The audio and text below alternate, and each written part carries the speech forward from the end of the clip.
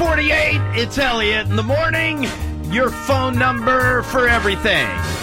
866-2-ELLIOT, 866-235-5468. Hello, class. Hello. Hey, how are we today? Good. Good. You have a good night? I did not do a whole lot. Why not? Because you're still sick. That's I know. why. Haven't fixed it yet. What have you done? I rested over the weekend. And now here we are Tuesday, and you're still not all set up and ready. What'd the doctor say? I didn't go to the doctor. What are you drinking?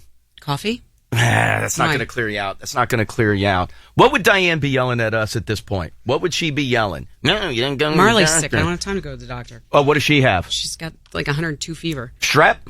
I hope not. One of mine's got strep. Yeah. Yeah. Wait, is strep worse? I said strep. Well, the second time. Oh, the second time I was lazy with the word and I just said Shrep. Yeah, that's a little bit. But I was thinking about Shrek. No, one of mine's got strep. But strep's good. What do you mean it's good? Because they can give you something for that. Like they can knock that out of you. Yeah. So, I mean, you're out of commission for a couple of days, but they can get you on antibiotics and you're ready to go. Strep sucked back in the day. I've never had strep my entire life. Really? Never had it. Oh, Kaylee, neither. You've never had it? No, I've never had strep, never had mono. I never had mono. I had like walking mono. Well, that doesn't sound good. That's I feel what like the doctor walking called pneumonia is worse than regular pneumonia. No, walking was like you weren't completely laid out, like you were exhausted. Right. But you were able to function. No, I've never had mono. Never had the kissing disease. Didn't get around enough. But no, I've never had strep. I know it's less common in adults, but Merry Christmas. Well, you know what? And I did have that fear last night because I was, he didn't really want to watch it, but I forced him. We snuggled up and watched the Caps game. Snuggled up? Yeah. Because in my mind, I was like, well, is strep contagious? Well, he's on the medication. Although they do say for 24 hours you're still contagious. So he just started the medication yesterday. Yep. But both the kids have had strep previously to this, and I've never caught it from them. And like you said, it's very rare in adults. So I don't feel like I run the risk of getting it from him. Yeah. So yeah, no, but I feel great today. I feel fantastic today. Like I'm in a good mood. I'm solid. I'm ready to go. I just had a nice movement, and the body feels fantastic. So no, and that's why, snuggled up. I just don't feel like I'm going to get it from him. Well, what if the bacteria gets on you and then Kaylee, a child, is exposed to it? I can't help the youth getting it. Her immune system is not as strong as yours. No, it's not. She doesn't have the extra 5 years of fighting off diseases. But adults don't get strep. When was the last time an adult got strep? I know it's not as common, but can happen. Yeah, and if I get it, I mean, listen, what does it do? Make you tired? Big deal. What? I'm tired all the time. No, do it. Do you still have your tonsils? No. Yes. I'm sorry, I do have my tonsils. I thought you just said, do I have my tonsils out? But yeah, no, it makes you tired. I will say this, though. It was terrible as a kid getting it. Yes, as a kid, it does more than make you tired. Out. Yeah, it makes you but tired. But more than make you tired. When was the last time you had it? As a child. Okay, well, that's probably a new flavor since the last time that you had Thanks, it. Thanks, Dr. Dye. You're welcome. But I will say the one thing that I did notice with the strep medication that I forgot about the last time they had it. Is it drops or a pill? I don't know. Jackie gives it to him. I do know what one of the side effects are. What? Well, someone needed a little help with some wiping. Grab my shoes. Yeah, so that's one of the side effects from the antibiotics. But other than that, no, I'm telling you, I feel so good. I feel great. I even snuggled up on the chair. Then when the game was over, tucked him into bed, laid down with him for a little bit. He was breathing like a mask on my face. He was breathing at me. That's good. Doesn't matter though. I made him brush his teeth with a new toothbrush. Oh, so I was solid there. Yeah, no, I'm telling you, I feel good. All right, who wants a trivia question? You ready? Oh wait, are you still looking up my strep crap? No. Oh, okay. You want a trivia question? What? About what? Not related to strep. This has nothing to do with illness. This Christmas, something will happen. What are you taking? Advil cold and sinus. Oh, doesn't work. No, it doesn't. This will be the first Christmas since 1977. Mm-hmm. Do you already know what it is? Yeah. What? It's the full moon, right? Yeah, how about that? How's it been so long? How'd you know that? I heard it over the weekend Oh, somewhere. I heard it too. I got so excited. I felt like I had a good trivia question. How has it been since 1977 there hasn't been a full moon on Christmas? Is it just the way the calendar goes? Well, obviously, that's what dictates how that's what dictates the moon cycles. Doesn't that seem pretty random, though? I mean, for it to be that long. I was really impressed when I saw that. Seems like nobody else gives a flying rat's ass. Seems like? Yeah, but I thought that was pretty cool to learn something like that. Well, you're into the moon phases. I am. Oh, and I think it's just the full winter moon. Is that what it's called? The spring, you get the full beaver moon. I know that one. And then you get the full red. But so you get the full winter moon at Christmas. I thought it was awesome. I was glad that I learned that. And then can I tell you the other thing that I learned yesterday? Huh. You know what I hate? Yeah. Did anybody see the story about the woman who she's Russian and she and her husband or her boyfriend, whatever it was, broke up, and so to get her back, do you know what I'm talking about? Is it a calendar? I don't know if she did it to a calendar or not. It may be. It is. It's definitely a calendar. I'm not saying it's being sold in bookstores. No, she did it like specifically for him. Yeah. Does it repulse you as much as it makes me sick? It's the contortionist? Yes. I decided yesterday, hands down, I hate a contortionist. Wow. Hate a contortionist. It looks weird. No, it's uncomfortable. Like, I don't mind a freak show. Like, and by the way, this picture, like, look at the one here where she's bent over, Tyler. How would you describe that? Where she's eating the lollipop? I saw all of them. Yeah, I don't know. Look at that thing mounding out at you. But I don't know how you would. I don't know how you would describe what that is. But like, look at this one. Look at this one, Diane. She's between her own legs. Is that where she's wearing the yellow and red thingy? My toner's all messed up. It's yellow and red. Yeah. Where she's between her own legs and she's got her legs like knotted up behind her. That makes me so uncomfortable. Yeah, and it's even not like, natural. Even like when you see like the kids on America's Got Talent who are contortionists, it really bothers me. But yesterday, really, and I could show you the picture that did me in. Tyler, describe that. That's the one that did me in. Yeah, it doesn't even look real. Her legs are up over her back, around her shoulders. Yeah, her feet are on the floor in front of her, like a human spider. Look how she's got the back of her head is on her butthole. Yes. Like, I don't know. That's the only way I know how to describe it. It's accurate. The back of her head is on her butthole. Oh, Ziada was bullied at school for being so stretchy. Okay. But it makes me, and look at her feet. Like and because her legs don't look real, look at her feet. Don't her feet look not real? Yeah, I don't need to look at him again. It's definitely bizarre. Makes my back hurt. She did that. No, it makes me uncomfortable. Like, and I have no problem going to like a freak show where you get like the people who can like shove, like take the chain in their nose and out their mouth and floss with it. The people that can like You've been to one of those? Oh yeah. Like, didn't they do those at like Warped Tour or something like that? Oh yeah. No, I've been to plenty of those. And then you get like the people that can swallow swords. Like that doesn't bother me. You get the guy on America's Got Talent. I'm all Nick Cannon today. The guy who was like able to swallow stuff, the regurgitator. Yeah. Like that stuff doesn't bother me. Like I like that stuff. Like that stuff, it's weird and it's bizarre, but I like that stuff. I imagine their lives are hell. But the people who do those on tour? I imagine they don't have a great life. But where do you work? I work on a freak show. But I mean, that's what it's called. I mean, they're not freaks. They just have these freakish abilities. I don't like a contortionist. Like, it really makes me uncomfortable. It really bothers me. Like, you shouldn't be able to perform that. Like, obviously the body isn't meant to do that.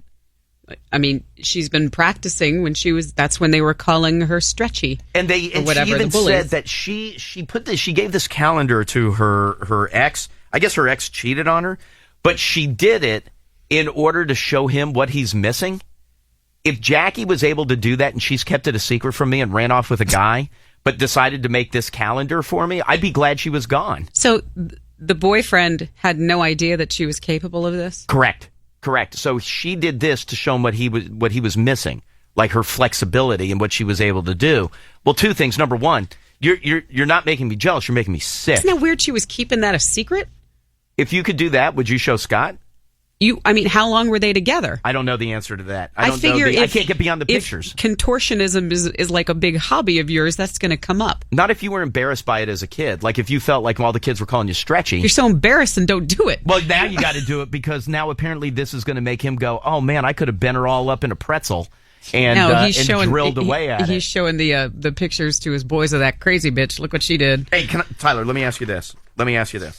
If you got home, let's pretend that your wife is a contortionist. Yeah. If you got sent this and she said, "Hey, hurry home," would that make you horny? No. I couldn't get an erection stuck? for that. Call 911. I couldn't. Well, she's not stuck, Diane. She's a contortionist. You didn't know that. You didn't know she was a contortionist. I couldn't get an erection for her. No, I bet we could. Do you think that could get there? Yes. What? Could this get there? Yeah. You think so? Okay, she's certainly flexible. Would you? If I were her? Yeah.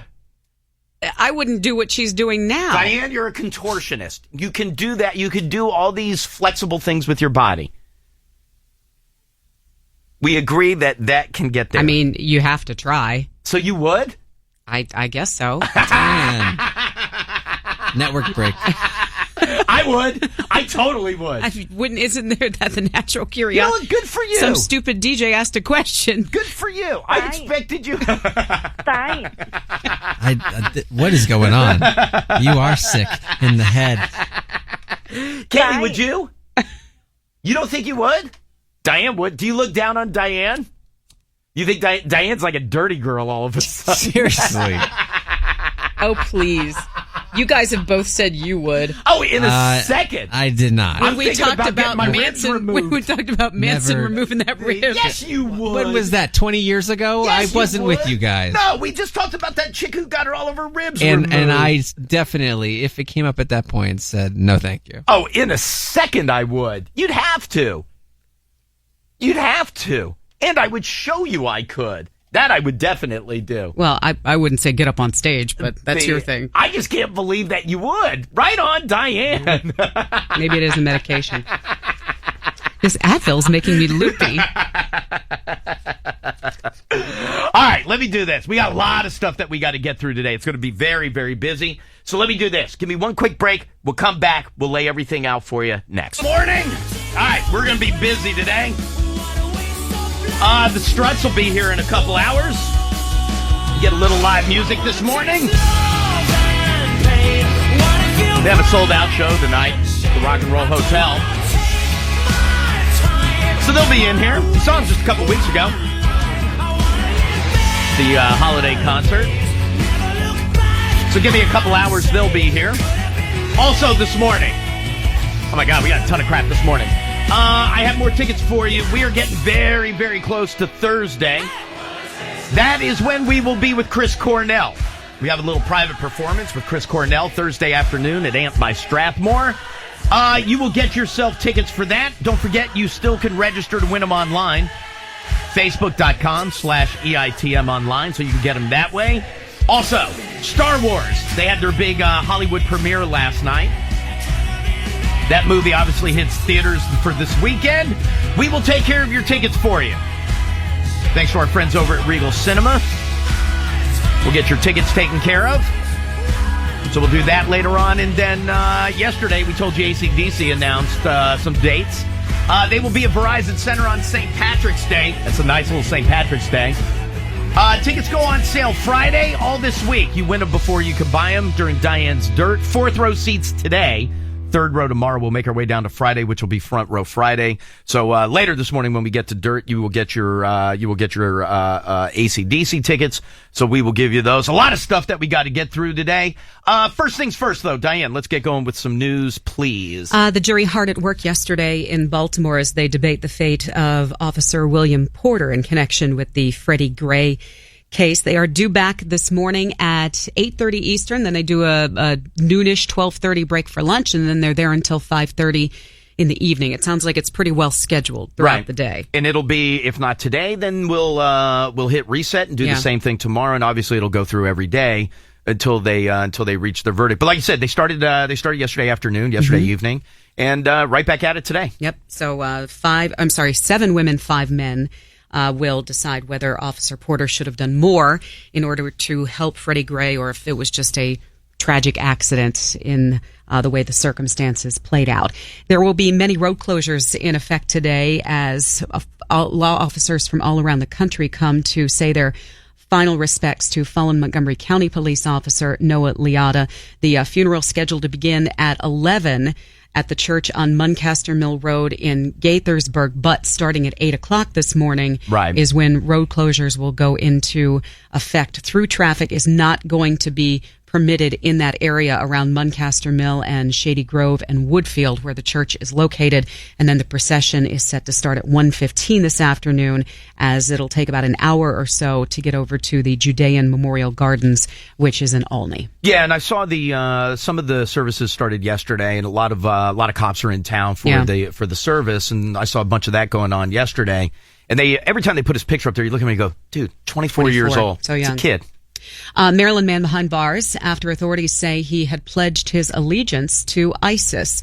Investigators say that Mohammed El-Shanawi from Edgewood accepted money from ISIS in exchange for plotting attacks here in the United States. Apparently, he had told a friend that he had pledged his allegiance to ISIL and also called himself a soldier of the state. At least $8,700 funneled to him through PayPal, Western Union, and eBay. He could face up to 30 years behind bars, but I guess they said he didn't have any prior charges in Maryland, just some, traffic stuff. Yeah, small traffic violations. Yeah. So they had the premieres in Hollywood, and I say premieres because they did show it at those 3 different theaters last night. They had to put all the famous people. I hate that. I hate that. How goddamn pretentious. You want Sofia Vergara and Joe Manganiello to sit next to some regular guy? Yeah, actually, you know what? I do. Or, you know what? And Spielberg? Give him a section. Do something. But it's so pretentious. Yeah, so they ended up putting all the famous people in one theater, and then the other 2 people for the other two theaters for the regular people. Right. Exactly. Oh, look over there. I bet they have nice air conditioning. Oh, it's horrible. But obviously. Did you see Joseph Gordon-Levitt? No. Oh, he went dressed as Yoda. He was dressed as Yoda on the carpet. Did anybody else famous dress up? I don't know. Normal people weren't allowed to see them. only the peasants in steerage you were able to see. I did see C-3PO and BB-8 and R2-D2 walking the red carpet, which was freaking awesome. Here is star John Boyega, who is talking about after all the months and months of hype, he was finally excited to be at the premiere. I was like, it's about time. It's about time. We've been working on this film. We struggled. I auditioned for 7 months. Damn right we should have a big-ass freaking premiere. Damn freaking right. Good for him. No, you should. You should. I'm sorry. You people go to the right and don't make eye contact. And by the way, I bet the people in the normal theater, maybe a Coke and a popcorn. I bet the celebs had God, it comes off as so pretentious. So the story is that the movie needs to make $1.5 billion in order to be considered a hit, because opening weekend they basically spent $4 billion buying it from George Lucas. Hey, does the movie open internationally this weekend, or like is it all one time? I thought so, yeah. So it goes everywhere this weekend. It may make $1 billion this weekend. I mean, if it's worldwide. And I know that all of the embargoes on the theaters, like last night, like everybody could talk about like being there and going to it, and not being able to see the famous people. But I guess nobody can say like good, bad, indifferent, or anything until Wednesday. Mm-hmm. I guess is when people can say like, oh, we liked it, or they wouldn't. And I hope there's no dicks that are going to start ruining anything. You know what? Good, you got to see it. That's awesome. That's fantastic. Tell me it's good? Great. Carrie Fisher is known to say a couple of off-color things, and I guess she threw Harrison Ford under the bus because they were talking to her yesterday, USA Today, about how they were the original people were initially approached about being in the movie, and said, there's not an automatic yes in Harrison Ford's body unless it's for food or marijuana. And I'm not sure about the food thing either, if you know what I'm saying. So what? Han's a big pothead. Big deal. Like that doesn't bother me. She just does not care. No, not at all. By the way, I did see a picture of Han Solo on the Harrison Ford on the red carpet. Yeah. He looked happy. Like, normally he looks like Grump Central, but he was smiling. He looked, well, they probably whispered in his ear, you don't have to be around normal people. And he was like, oh, sweet, got weed? So he was, but even he looked good. Like, everybody looked so happy last night. If you own a drone or you get one as a Christmas gift, you will be required to register it with the Federal Aviation Administration. The announcement yesterday that new drone owners must register before the first flight outdoors. So you're good. Yeah, no, I'm still fine. I have until February to do it. Exactly.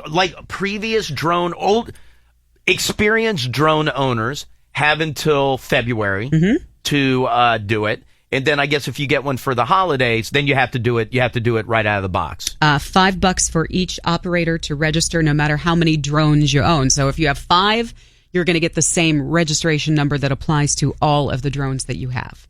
I don't understand what that means. So it's one driver's license essentially for no matter how many vehicles you have? Yeah, you can take it like that. Okay.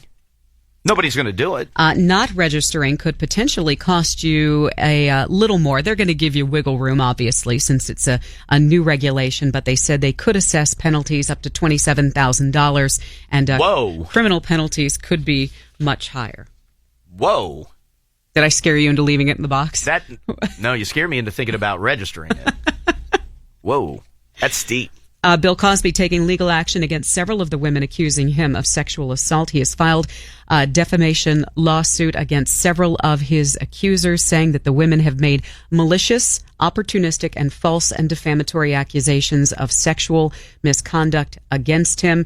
In other Cosby news, Boston University rescinding their honorary degree that was given to him back in May 2014. You know, I was reading because one of the stories I was reading about that yesterday, it came up and said, okay, I don't even know what the number's up to, 60, 70 women that have come out against him.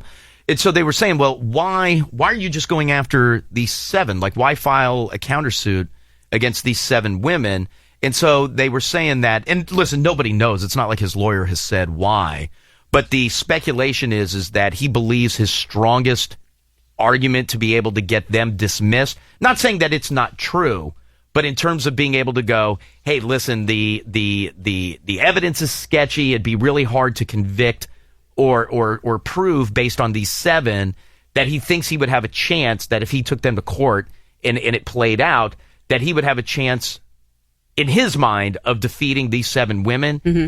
And then the belief would be like, oh, see, so everybody just made these up. And then he would avoid going after the other ones and try to refurbish his image going forward by getting these 7 tossed, if you will. And then experts were like, there's no way in hell. No matter what happened, nothing is going to refurbish that image at all. Damage is done. Americans still love their beer. It is a $100 billion a year industry in the United States. Is the growler safe? Yeah. I know you were worried about it. It's not in the building. Okay. Yeah, I'm not leaving that here. Are you kidding? Please. Obviously people more into craft beers these days, which is seeing huge losses for some of your old faithfuls. They said some of the more popular beers of i.e. your Budweisers, your MGDs, Milwaukee's Best, way down in terms of sales over like this 5-year period. Sales of Beast Light down 40%. Is it really? People don't drink it anymore. Like, are they not drinking it in college anymore? You know what I had over the weekend, which I can't tell you the last time I had, but... And maybe it was because it was a one-off, but you know what was really good that I had over the weekend? When was the last time you had High Life out of a can? College. It was so good. Those sales down 27%. Are they really? Tecate way down. Bud. You know what? Tecate's not bad. Bud Select down by like 60%. Never drank Bud Select. Bud Light Lime down 43%. It's not summer. It's not summer. The beer of summer. Come on. Yeah, no. Bud Select I was never a fan of. Bud Light Lime never cared about.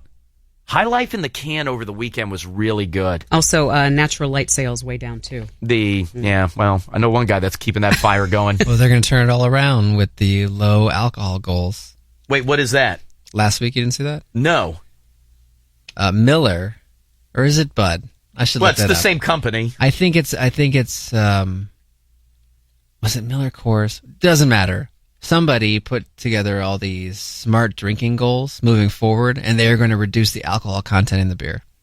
Why is that? Why is that a goal? Like, I don't feel like that helps me. I'll have to drink more? Like, I don't get it. Because they want to reduce alcohol-related deaths and accidents and injuries. So you're around 4 or 5% ABV for those beers that Diane mentioned. Right. They're going to knock it down to between 0 and 3.5%. No way. Yes.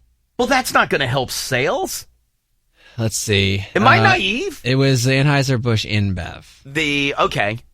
Well, it's not a sales goal. It's a smart drinking goal. Right, but trust me, they're doing it thinking it's going to help sell beer. InBev... It will, actually. No, it won't. Because you mentioned that you have to have more. I have to drink more of it. More to get the same buzz. Are you going to lower the price? No. God, no. Why would they?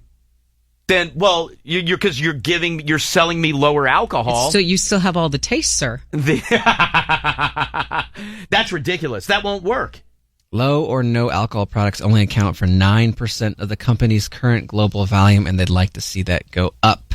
So they're going to make everything low. So that's just going to kill sales. They want to go to 1 in 5 products, 20%. Trust me, there's no way a company like InBev is going, you know what, we're doing this for responsibility and not money.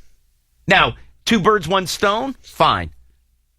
But they have to believe that it's going to boost sales of beer. And there's no way in hell that's going to. And part of the aim when you go out with your boys? Is it cheaper? No, part of my aim when I go out with the boys isn't, hey, you know what? I can drink 30 of these for the same alcohol feeling of drinking 15. Oh, but you're peeing more. It's flushing out. Oh, that's horrible. For example, if I go to the store and I buy non-alcoholic beer or low alcohol beer, is it cheaper than buying regular beer? I've seen some that's just as expensive. By the way, there's part of me that thinks non-alcoholic beer would be more expensive.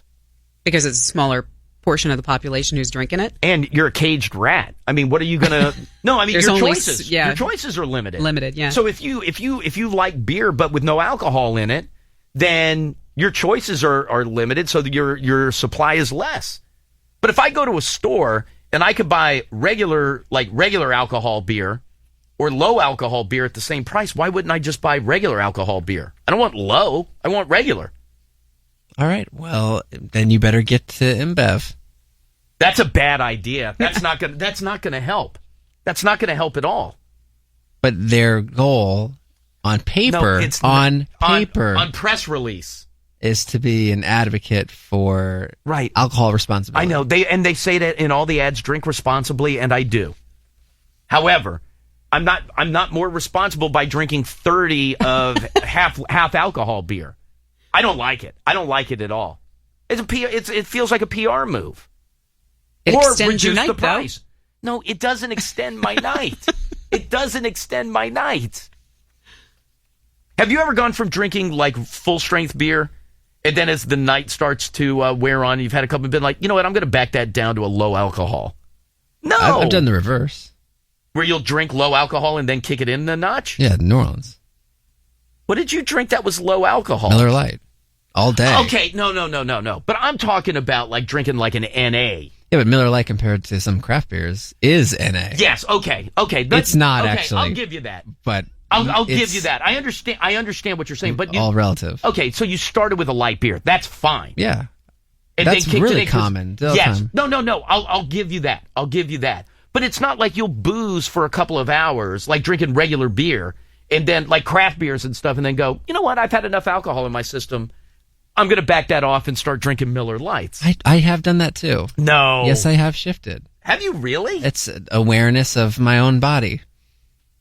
By the way... Does it sound like we're talking about beer anymore? By the way, New Orleans is the worst place to do that. Why? Because stay out later.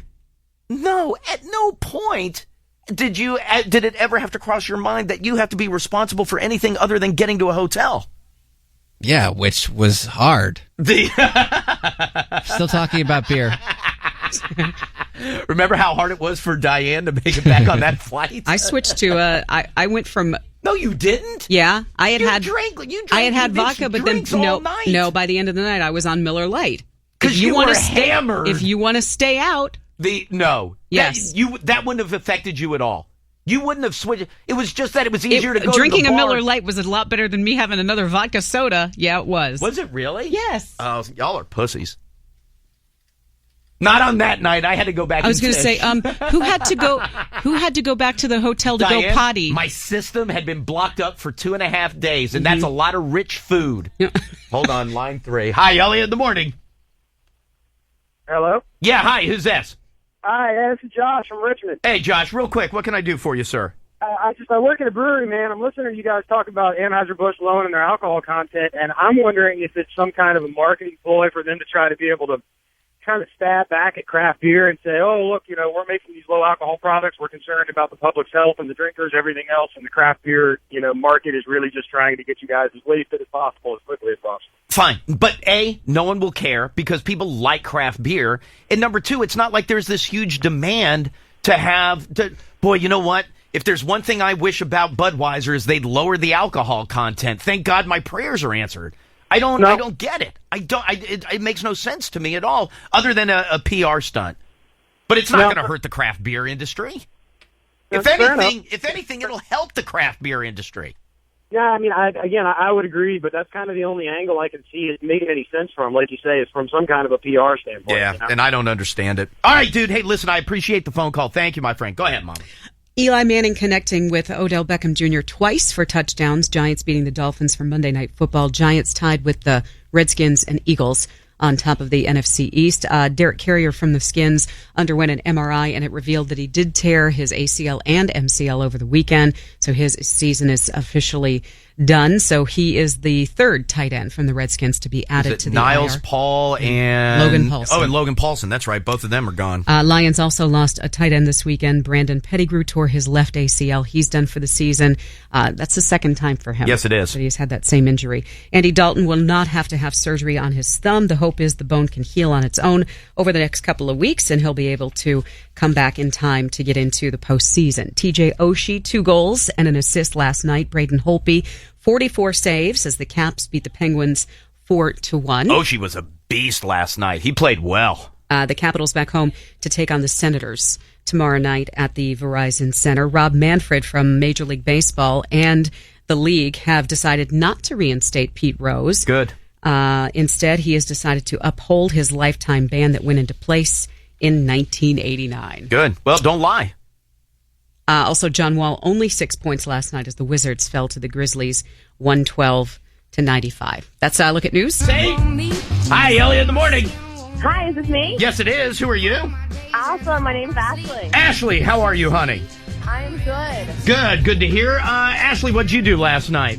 I went out and played some Texas Hold'em poker. Did you really? I did. Get it, girl. How'd you do? There were about 7 tables, and I made it to the last 2 tables before I got knocked out. Did you really? I did. Oh, you're like a badass then. I really enjoy playing. I'm ready to go back up to Maryland when the new casino opens up there. Now let me ask you this: when it got down to the last 2 tables, were you the only woman that was there? No, we actually have quite a few women that play. Oh, no kidding.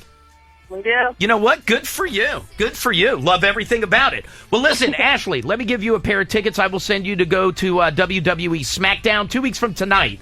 You will be there. So if you can hold tight 1 second for me, Kaylee just needs to get some info from you and enjoy SmackDown, all right? Okay, thank you. You got it. Hold tight 1 second for me. Let me jump up to line 1. Hi, Elliot in the morning. Hey. Hello. Whoop. Hold up. Yeah, no, I'm fine. I'm fine. Hello. Yeah, hey, how are you, sir? Good. How you doing this morning? I'm doing excellent, thank you. What is your name? Chris. Chris, very good. And what'd you end up doing last night? Did a little Maryland Live last night. Did you really? Everybody's playing the games. Is it that time of year? Yeah, it's the end of the year. You know what? It's a good chance to make a little extra money before the end of the year. What were you playing last night? I played a little slots, actually. It won like $250. Wasn't too bad. You know Did a what? little drinking. That's not bad at all. That is not bad at all. Good for you. How much time did you log at the casino? I want to say 3 hours. You know what? That's not bad. $250 in 3 hours. I'll take that job all Remember day. that casino? That's right. The Greektown one that got robbed in Detroit. $500,000 taken out of the back of the armored car. We believed it was an inside job. Apparently, they still haven't found anybody in terms of the robber, but there was a woman who won like $2 million on a slot machine Sunday night there. at the Greektown Casino, yeah. I would be afraid $2 for the million. bells to go off. I'd unplug the machine. That's the only casino that I've ever been in where a guy walked up to me at a craps table and asked if he can just have $5, and I was like, wait, like to bet? Like, I'm not following. Like to bet behind a bet or something? He's like, no, just give me $5, please. I was like, okay, no, but you know what? I don't have change. Take a 20. That casino's Sketchville. Okay, so but they still haven't found the casino heist. No. All right, very good. Hey, Chris, can I ask you something? I got you on the phone. Sure. Do you have a drone? I do not. You do not. But my buddy does. My good buddy does. Okay. Are you anticipating getting one at all during the holidays? I would like to, but the new regulations are a little scary. Well, that's what I was going to ask. Like they came out with the date that it has to be registered by. And what'd you say? So I guess if you get a new one, then you have to register it pre-first flight. So coming out of the box, it has to be registered. And then if you already have one that you've been using, then you have until the 1st of February of next year in order to register it. Mm-hmm. But here's my question. Are people, because I was reading something yesterday talking about them. By the way, I don't even know where I fall in the category. I've had it for a year. It's not out of the box yet. So do I count as a new owner or I'm a previous owner? I think you're a dick. No, but I'm still in the previous ownership, right? Yes, of course. Right. So I would have until February 1st. If you register before January 20th, though, you don't have. They'll like refund the $5. But why are there so many people? I was reading yesterday. There are so many people that are saying that they're not going to register it. Because it's a pain. They're just going hard. They're just gonna fly away. But is the registration process a pain in the ass? I mean, yes. Is it time consuming? Of course it is. Is better than just opening it and taking it out. No, or I should say, anything is worse than. Yeah, I don't want to do anything extra. There's plenty of people that drive without insurance and licenses. Okay, but you wouldn't condone that behavior. You wouldn't say that somebody should be driving without insurance or that somebody should be driving without a license. But I don't feel like you're going to be pissy about people who don't register their drones. As someone who occasionally flies, they do scare me. This is all, or a lot of this is in response to the close calls that pilots have had with drones. Okay, I'll give you that. I will give you that. And then flying them in place. Although that doesn't cross my mind. Well, you've been lucky enough not to be on a flight where the pilot has had to take evasive action. That's true. But it probably would pop up here and there if you felt the plane make swerve. A quick shift. Okay, yeah, I guess so. And I mean, I don't plan on. I am going to use it. Eventually, I'm going to use it. Well, now that there's a big hubbub about it. But you seem like the type to have to go through a registration process before you're going to use it. Yeah, see, but I don't. There's something about it that I don't like, and I'm not going to fly it illegally. I'm not going to fly it over the White House or in the district in a restricted airspace. I'm not going to go fly it over a runway. So I'm not going to do that anyway. I do it on my street. Lost control of me. There it goes. By the way, there is somebody famous who has a drone who has flown it illegally, and I want to say got caught, and it hasn't come out yet. Now, I don't know if he flew it illegally intentionally or if he flew it illegally accidentally, but he flew it illegally and I believe got caught. And it hasn't come out yet. In like restricted airspace? Yes. Is it a member of the Capitals? I don't know, Diane. Okay. I don't know. Okay. Dude, you can't just dangle that out there. I don't want to say who it is. Well, you said somebody famous. Yes. But well, there's a lot of famous people. I know, so but oftentimes not a member of the Capitals. But I'm famous in his mind. It's either like somebody in music or movies or a sports person. Okay, or somebody. Well, yeah. Well, think of who you've covered everything: TV, movies, music, sports. I mean, what else is there? Okay, you know what? It wasn't Dr. Di because I'm also into the world of like famous scientists and researchers. Hey, don't repeat that. No, not you. The guy on hold. Hold on one second. Yeah, I mean, it's actually Well, can people on hold still hear this? No, just the guy. Yeah, well, they can hear. Now they can hear. God, you're the worst Why because am I the you've worst? made it obvious. No, I haven't. I'll explain why. Hold tight. Think that you've done it illegally.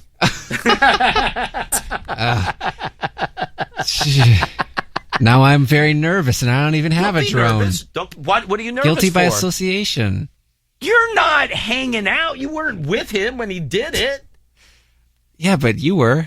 No, I was not. That's not what I heard. It's like now it's one big game of telephone. But are most people not going to register it? I think people will. I don't think people will. I bet no No? one does. Oh, and I don't think nobody will, but nobody will. How would they know? Like, for example. I mean, if there's some sort of accident and somebody Okay, so looks to see if it's registered and it's not, then you're going to have to pay a fine. Okay, so you've already done something illegal, and that's why you get caught. And I'm not even saying that you're doing something like intentionally illegal. Like you're not trying to interfere. You're not like shining a laser in a cockpit. You know what I mean? Like you're just flying it, and you happen to be flying in restricted airspace, Right? Or you're flying it, and for whatever reason, it interferes with a flight path. I don't know, but you're not doing anything on purpose illegally.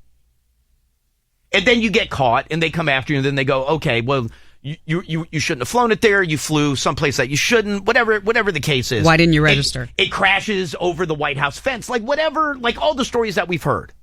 And then then they track you down and they go, hey, you didn't register, then you're in trouble. What is the trouble? Well, didn't they say there? I mean, There's not ultimately, gonna be like yes, $27,000 fine. But in the beginning, okay. no, it's like almost like an HOV violation, where it sounds like in the beginning specifically, Right. they'll give you a pass.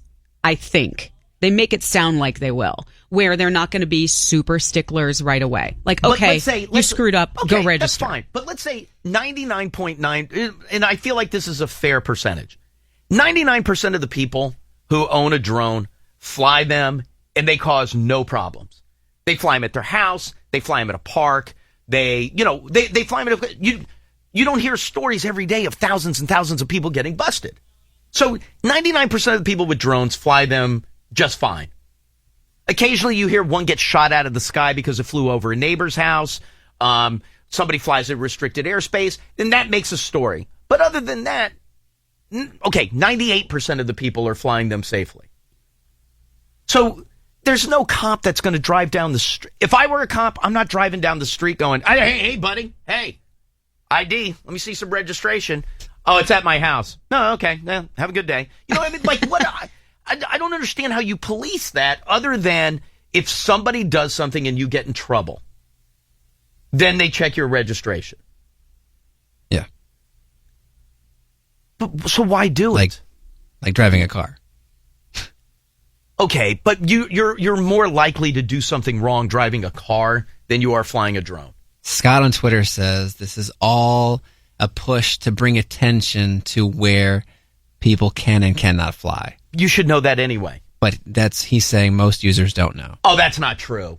That's not true. I don't think the average person knows Most users? about restricted airspace. Of course they do. The average user's probably flying it at their house or the beach. I bet the beach you could run into some problems. No. No, you're Sorry, fine. lifeguard. Yeah, like No. what about like height? I'm at the beach. Oh. I'm at the beach. Beach height, bruh. What's that? No, I'm not in restricted airspace at a beach. Well, I'm saying I'm it may taking be bikini pics. near something, and it's a destination that maybe you don't live, so you are unfamiliar with the local laws. Well, I would check my local. No, you my wouldn't. civic Come rules. on, who are you in this segment? You're registering. You're aware of law. No, but That's not you. I don't want it to come off as big brothery because I don't feel like it is. I mean, I'm sure some people think it is. Yeah, the rest of the people on Twitter. See, I don't feel that way. I really don't. It's just a pain in the ass. Let me ask you this. Do I need to register a remote control car? No. 5 minutes ago, Tyler hates freedom. 6 minutes ago, you don't need a freedom permit. 11 minutes ago, L. King can eat more cheeseburgers than Adele. Well, that's not related, but it is all the same person. Where am I going, Kaylee? Line 7? Hi, Elliot in the morning. That's me? Yeah, hi, who's this? It's Mike. Hey, what's up, Mike? Hey, I have a drone, and I'm not planning on registering it at all. Wait, so you're already an owner? Yeah. And you have zero plans to register it? Zero. Can I ask why? Well, for one, I mean, I paid, $800+ for a drone. Right. Granted, it's only, $5, $8, something like that to register it. I'm not going to pay more money to have a recreational tool. Right. I mean, I don't have to register a kite. That's what? flying in the air. Fight that, Diane. Somebody said it's Fight like that. it's like, oh, I don't have to register a kite. What about my frisbee? Now, I mean, more Kite argument planes, just more lost a lot planes of and balloons weight. than they have problems with drones. You know what? That's true. Elliot, people don't know altitude ceilings or how close to airports. Number one, I would not fly it near an airport. I'm not going to go to, what's the park right by Reagan National Airport? Gravelly Point. I'm not going to go fly a drone there because I know planes are coming in and out. you know that. I'm right next to an airport. Everybody at Gravelly knows that there are airplanes landing there. What about the tourist who is taking his drone out of the box for the first time, saying this looks like a good place to fly off of? You don't think he knows that there's an airport right next to him? You never know. I wouldn't fly it by any airport, not just Reagan National. I wouldn't fly it by Hartsfield in Atlanta. He thinks O'Hare in Chicago. He thinks that part of the Potomac's international waters. He doesn't have to Metro worry. in Detroit. I can name airports all over the country I wouldn't go fly it at. And altitude ceilings, I know what those are. You do? I don't know how far up I can go. That's the question. But you know what? I see planes fly over my house. They're at like 30,000 feet. I don't think my drone is going to go 30. Now, I do get a lot of military helicopters. I'm in some helicopter path over my house, but that's on them. Yeah, but okay, here's the same thing. Haven't you ever seen like a plane fly over your head on the Parkway by National? It's like so low you feel like you could reach up and touch it. Well, I'm also not stopping my car on the GW Parkway to fly a drone. There's a little bit of park over there where all those limos park and the guys smoking, waiting for their people to come into the airport. The cell phone waiting line? Yeah. I wouldn't fly there. I wouldn't fly there because there's too many cars coming in and out. Yeah, I'm not flying anywhere. I'm not flying anywhere over there. Can I fly in like a national park? I haven't checked that out. It's probably in the registration. You could probably find it in there if you just registered. How about make my registration free? They are for like the first month. For the first month, but then they're going to... Because they want to encourage people to do it early. And then what about... So if I don't... It's $5. So if I get... Well, that's $5. Where does that money go? I don't know. I guess Who's getting rich off of drone registration? I mean... By the way, I would take $5 from everybody who owns a drone, and I would never work another day in my life. Well, yeah. So somebody's getting rich off of my drone registration. Make it free. It's just like a tax. Make it... No, it's not a tax, because I paid taxes when I bought the drone. Okay. I got it as a gift, actually. I didn't. You paid taxes right. on it. And I'm already paying taxes out of my paycheck.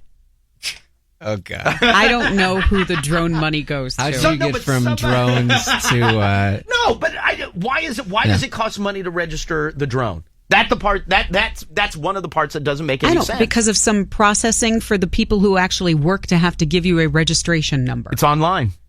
Are they sending me a license for it? I mean, you're going to get a registration number. Yeah, that I'm going to keep at my house. So I'm not going to have it on me. Then I got to...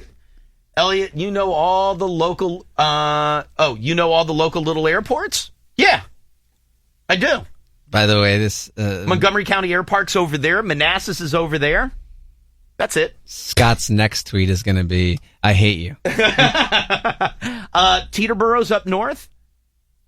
That covers all the local municipal airports that I know.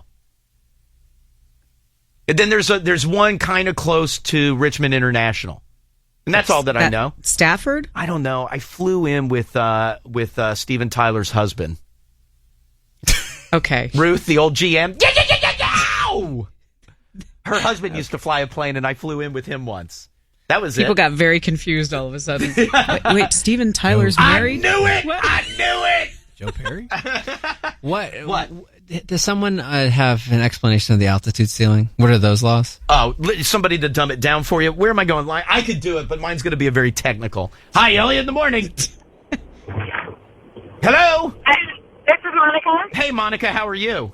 Good, how are you? Good, good. Got Mambo 5 going in my head right now, but yes, go ahead. Sorry, we have several quadcopters. We call them quadcopters. We don't call them drones. I know. They're Unmanned toys. aviation. I'm sorry. They are manned because we're driving them from the remote. It's like a remote control, helicopter or whatever. Right. So we have several sizes. Some have cameras, some do not. A couple of them have altimeter, so we know how high we're going. We're outside of the 5-mile radius from any airport, and no, you cannot fly in a national park. Okay, yeah, I didn't think so. I was just checking No. you. Hey, what are my altitude ceilings? That I'm not entirely sure. I know that our biggest one will go about 300 feet. Okay, I'm not hitting a plane at 30,000 feet in my backyard. The FAA pre-flight checklist is saying you should fly below 400 feet. Okay, well, they're only going up to 300. Yeah, now some of the bigger ones can go up into the clouds. I've seen videos. But those are like, Where'd it go? Wait a minute, you've seen them get up in the clouds? I've seen videos of You're talking the $2,000-$3,000 ones. Yeah, And I'm talking $99 out of the box. Come on, man. exactly. Come You on. don't register it. That's garbage. Whatever. I wouldn't register it. So you're not registering either, right? We're not registering any of them. Now, Whatever. are you not registering because it's $5? Are you not registering because you think it's a waste of time? Or are you not registering because of Big Brother? We're not registering because these are toys, and it's stupid. I'm tired of Big Brother. I'm tired of all these little fees and things. It's stupid. No. Is somebody going to address this tonight on the debate? That sounds like the Tea Party issue. Wait, hold on. Tyler, almost all airspace in Fairfax County, due to distance to airports, is restricted to hobby aircraft. BS. That's not true. That's not true. Well, why does this person on Twitter say otherwise? Because he's trying to F with me. Oh. And you said you knew. You You knew the law. I know where I can fly. By the way, I'm not within 5 miles of any airport at my house. Scott checking back in. Well, here we go. Well, it's not a message of hate. Oh, okay. Confirming that 400 feet is the ceiling, and his drone can go a mile. In the air? No, it can't go up a mile. A mile is like 3,500 and something feet. Distance, though, in terms of like... How far he can fly it away from where he's standing. Okay. Yeah, so he's talking about the regulations involving how far you have to be away from airports. I couldn't fly mine a mile. That's true. No, I don't. Well, maybe it has the range of a mile, but It doesn't. Do I need? I'm telling you it doesn't. Okay, but if I did, don't I need LOS? Excuse me? Don't I need LOS? I heard, what is LOS? Lindsay over shoulder? Sometimes you text that to me. No, line of sight. Oh. That's what we call it. Don't I need LOS if I'm going to fly a mile? Now I'm lost. I don't know what that is. Line of sight. Is it exactly what it sounds like? Yeah, if I'm flying the remote, I can't fly it on the other side of a concrete wall. Pre-flight checklist. I always fly within visual line of sight. Thank you, LOS. Has anyone ever printed that checklist out? No. I have it posted. Diane's the first hit. It is nobeforeyoufly.org. Diane's the first hit on that website. Hey, when does it come out that the famous guy got busted? What, like, where? It's not... You're using the word famous a little bit loosely. Not at all. Elliot, Elliot, go to network break. Network break. All right, so we concluded nobody's registering. Correct. Nobody's going to register. Yeah. You've got to be LOS and know you're out. And apparently Diane's found some website that no one has unearthed until this morning, so email her for the link. All right, let's do some follow-up phone calls, please. 866-2-ELLIOT, 866-235-5468. Any good stories from yesterday, last night, anything at all that you want to get into, it doesn't matter to me. Oh, and I do have some good follow-ups.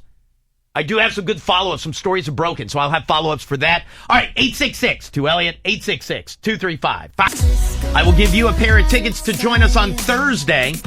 We will be with Chris Cornell for a little private performance.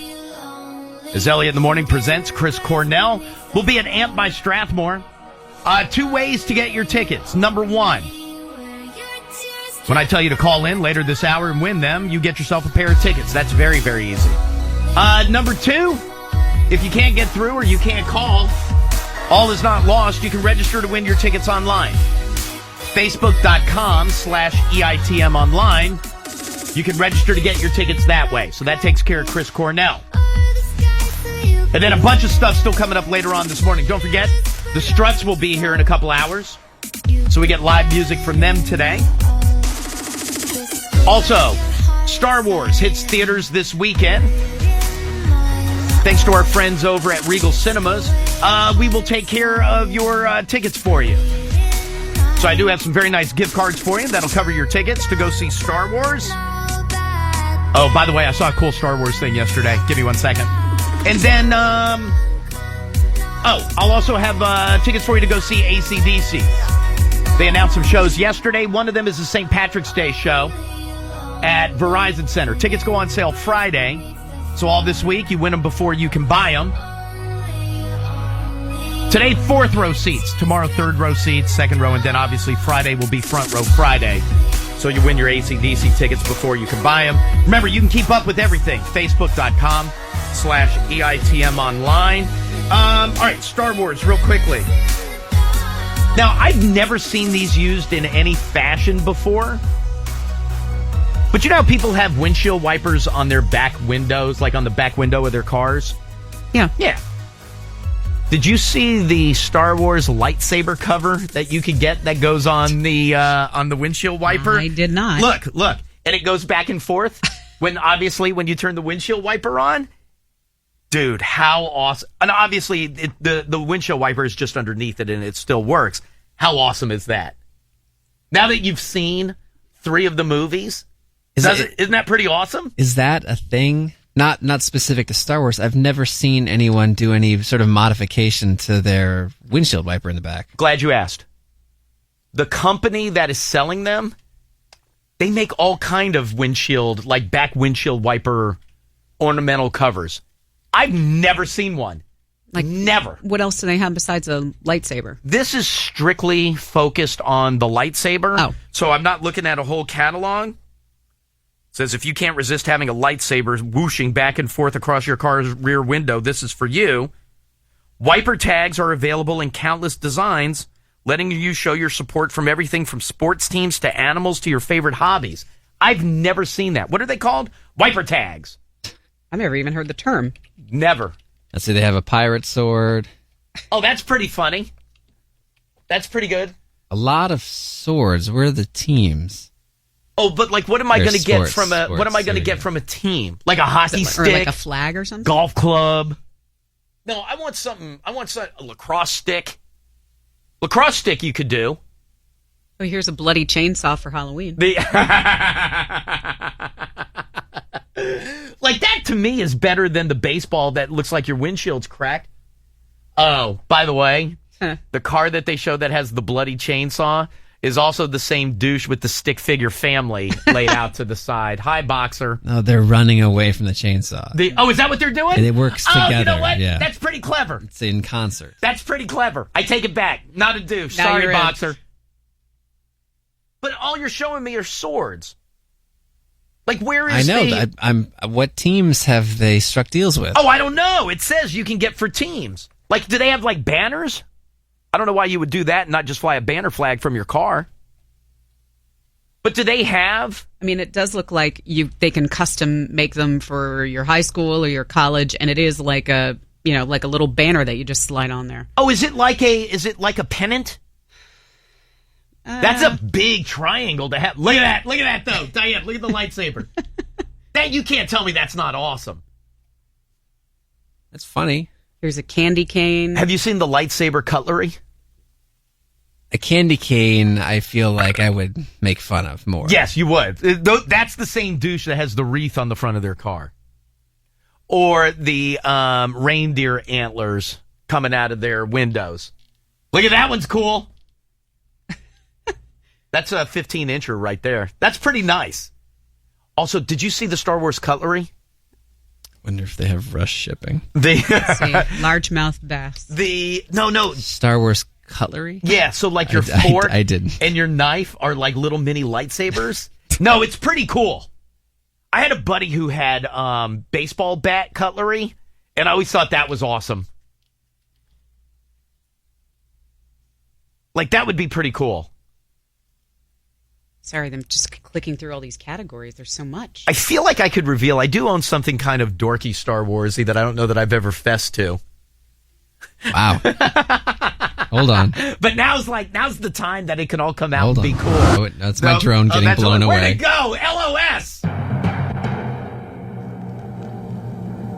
No, because now it's just going to get made fun of. Go ahead. I have Darth Vader head cufflinks. Got him as a gift. You were right. You've never revealed I've never that. revealed that. I've never seen you wear cufflinks. I know, that's the problem. I don't have any shirts that I would wear cufflinks with. Do you have an extensive collection of cufflinks? I have 3 pairs of cufflinks that I got all as gifts. Was one bequeathed? I don't know what that means. Like handed down. Yeah. Oh, no. So people see you as a cufflinks guy? I've gotten 3. Who are these not friends? Yeah. I've gotten 3 pairs of cufflinks. You barely as gifts. wear shirts with sleeves. I have sleeves on today. Okay, Thank you. Long sleeve ripped up T-shirt. You don't put cufflinks in there. This sleeve has 3 holes in it. This one has. Look at the size of this one. Oh, this is like Kaylee's shirts where there's like a hole for the thumb. Is that why there's a hole you tried to do cufflinks? I tried to put my cufflink. I tried to get Vader through there. Long sleeve tee? No. I have 3 pairs of cufflinks. I have Darth Vader. It sounds so nerdy. Somebody got me a. I have the one is a one sleeve would have the American flag and the other sleeve would have the Canadian flag. Mm-hmm. So depending on which one you want, that's a stormtrooper. That's a stormtrooper, Tyler. You've seen the movies now. Yeah, he's defending your cufflinks. And then the other one I have was Jackie got them for me, which I don't know why, because I would never have an opportunity to wear them. But they were made out of seats from the old Yankee Stadium. Oh. Which is kind of cool. Yeah. Yeah, that's awesome. That's awesome.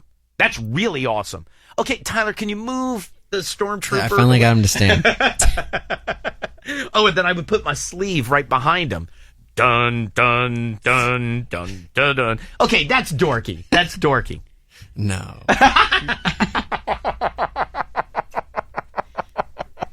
Now I'm embarrassed. But people have stuff along those same lines. I've never worn as them. As much as they've been merchandising this film for the last year. Okay, I've had it longer than a year. That's the other reason that you don't say it. I've had them longer than a year. I've had them for many years. I've never worn them. How long ago were those given to you? Probably 5 years ago. Oh. 4 years ago, give or take.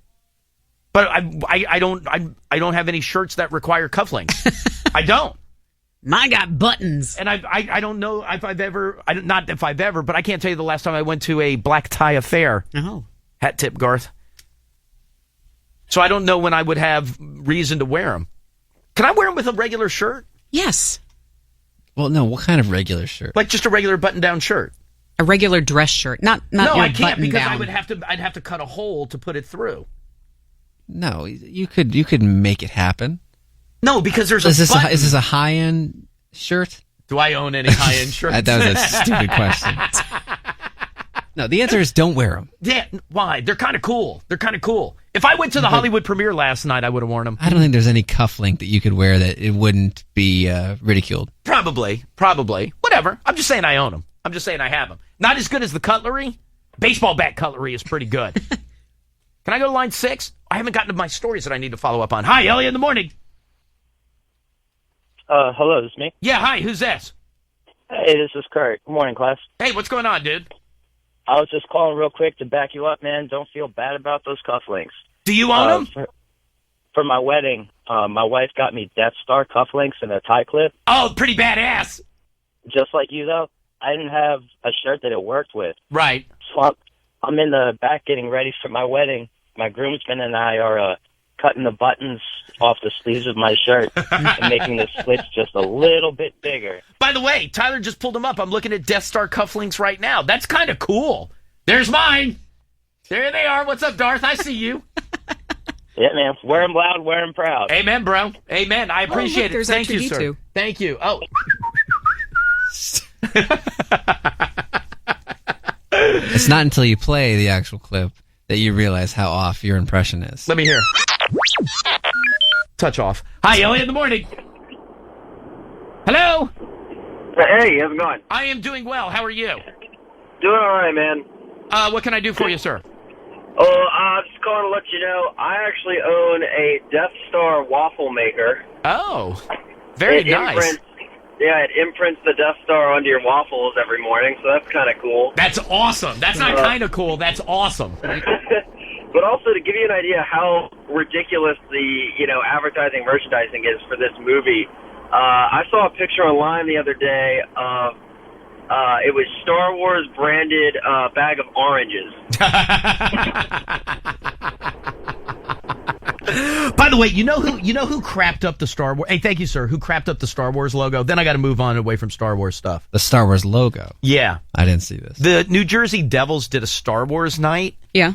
Oh, and it was horrible. It was horrible. Like overdone, was stupid. But they tried to make the logo look like it was like Star Wars-y. Mm-hmm. It was so bad. Like embarrassingly bad. Like that's worse than having Death Star pancakes. Well, if they're not licensed to use it, they have to fudge it, right? Oh, do you think that they weren't given permission to do Star Wars night? I don't know. You would think a big organization like that would get permission, but I feel like Gary's a good enough lawyer that he would go, no, not good. And they wouldn't let that go. But yeah, no, the logo was horrible. The logo was really, really bad. All right, anyway, listen, I got to move on a little bit. Let me get to two stories. Oh, you know what? Let me start with this story. Do you remember yesterday we mentioned the kid from Ole Miss? The guy who went through the window? Went through the first story window? Yeah. I don't understand. It was a first story window, but he fell 15 feet. So is it like there's the lobby and then the first story? Whatever it is, I don't understand it. But they found out what may have caused him to go out the window. This will remind you of something that came up, I think it was late last week on the show. Tyler, I've just kind of highlighted a quick 1-2 line paragraph that I would like you to read in talking about the Ole Miss kid. Are you ready? Sure. Go ahead. Approximately? Yes. Approximately 7 rolled marijuana cigarettes. Now I know why I'm reading it. Were found, and I don't need to read the rest. I feel like that was all you wanted me to say. That's what you go with. So it's there's Joseph Gordon-Levitt. If I would have shown up at the premiere, would you have made fun of me like that? Yes. Yeah, of course.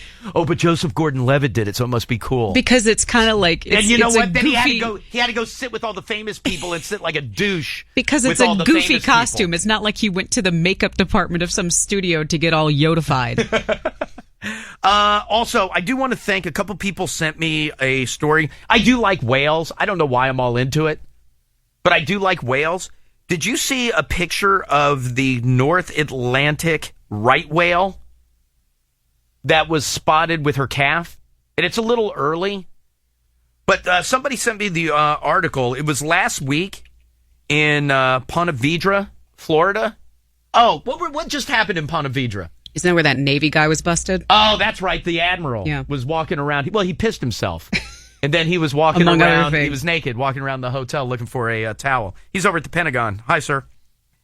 But they, I guess the North Atlantic right whale and her calf were spotted close to shore in Ponte Vedra last week, which they're saying is very, very early. It's the first mother and calf appearance along the coast of Florida of the 2015-2016 calving season. And I guess there was one in Georgia. Oh, here we go. Jekyll Island that was also spotted last week. Talking about how they're showing up earlier and earlier. Those are massive whales. Oh, yeah. And what do you know about the right whale? They tend to carry more blank than other whales. Blubber? Thank you. Oh. Yeah, no, they do. That was a guess. That's why it's so rare to see them so early, because it hasn't really gotten cold enough to see them down south. But now that but because there was Is it because it's been super warm? No, it's because they had a baby. So there's a calf, so they had to get down because the calves don't have as much blubber, exactly, as the adults do. Little early on. I just thought I'd share that. All right, 2 stories. Are you ready? 2 stories that we had talked about that have a little follow up to them. Remember the 2 high school kids in Texas that were playing high school football? And remember you saw the play where the kids just, as soon as the ball was hiked, the 2 kids just went and nailed the referee in the back. Right. So the one kid nailed him and his head flew back. And then you had the other kid who kind of like, I guess, speared him, for lack of a better term, while he was down on the ground. And when the kids ended up getting questioned, they said that the coach had told them to. And then the coach tried to argue about whether or not he did. And then the kids also said that the coaches were throwing around some slurs. Or the ref was, right? That's right.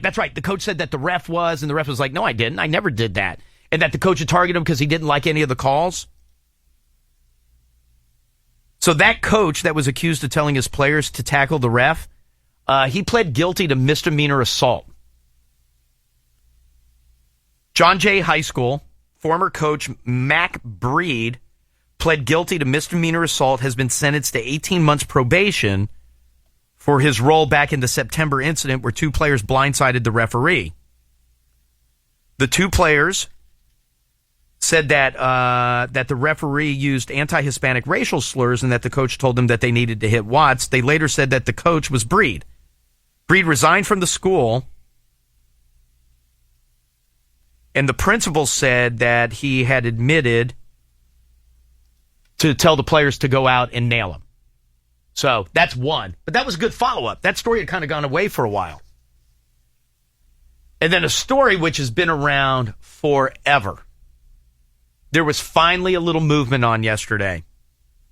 And that's your 2 teachers from in New Orleans who were having sex with that 16-year-old. And then remember the older teacher took the 16-year-old to the younger teacher's house for the threesome? Mm-hmm. They finally were charged yesterday. But remember, the older teacher, isn't her old man the judge? Oh, remember, she copped a plea. Like, she copped a plea where she would never have to register as a sex offender and she would never have to do jail time. But anyway, they were formally charged yesterday. Keep in mind, they were arrested last year. This thing has gone on. October of 2014. So 14 months. Yeah. Last year for having sex with a 16-year-old male student. 33-year-old Shelley Dufresne.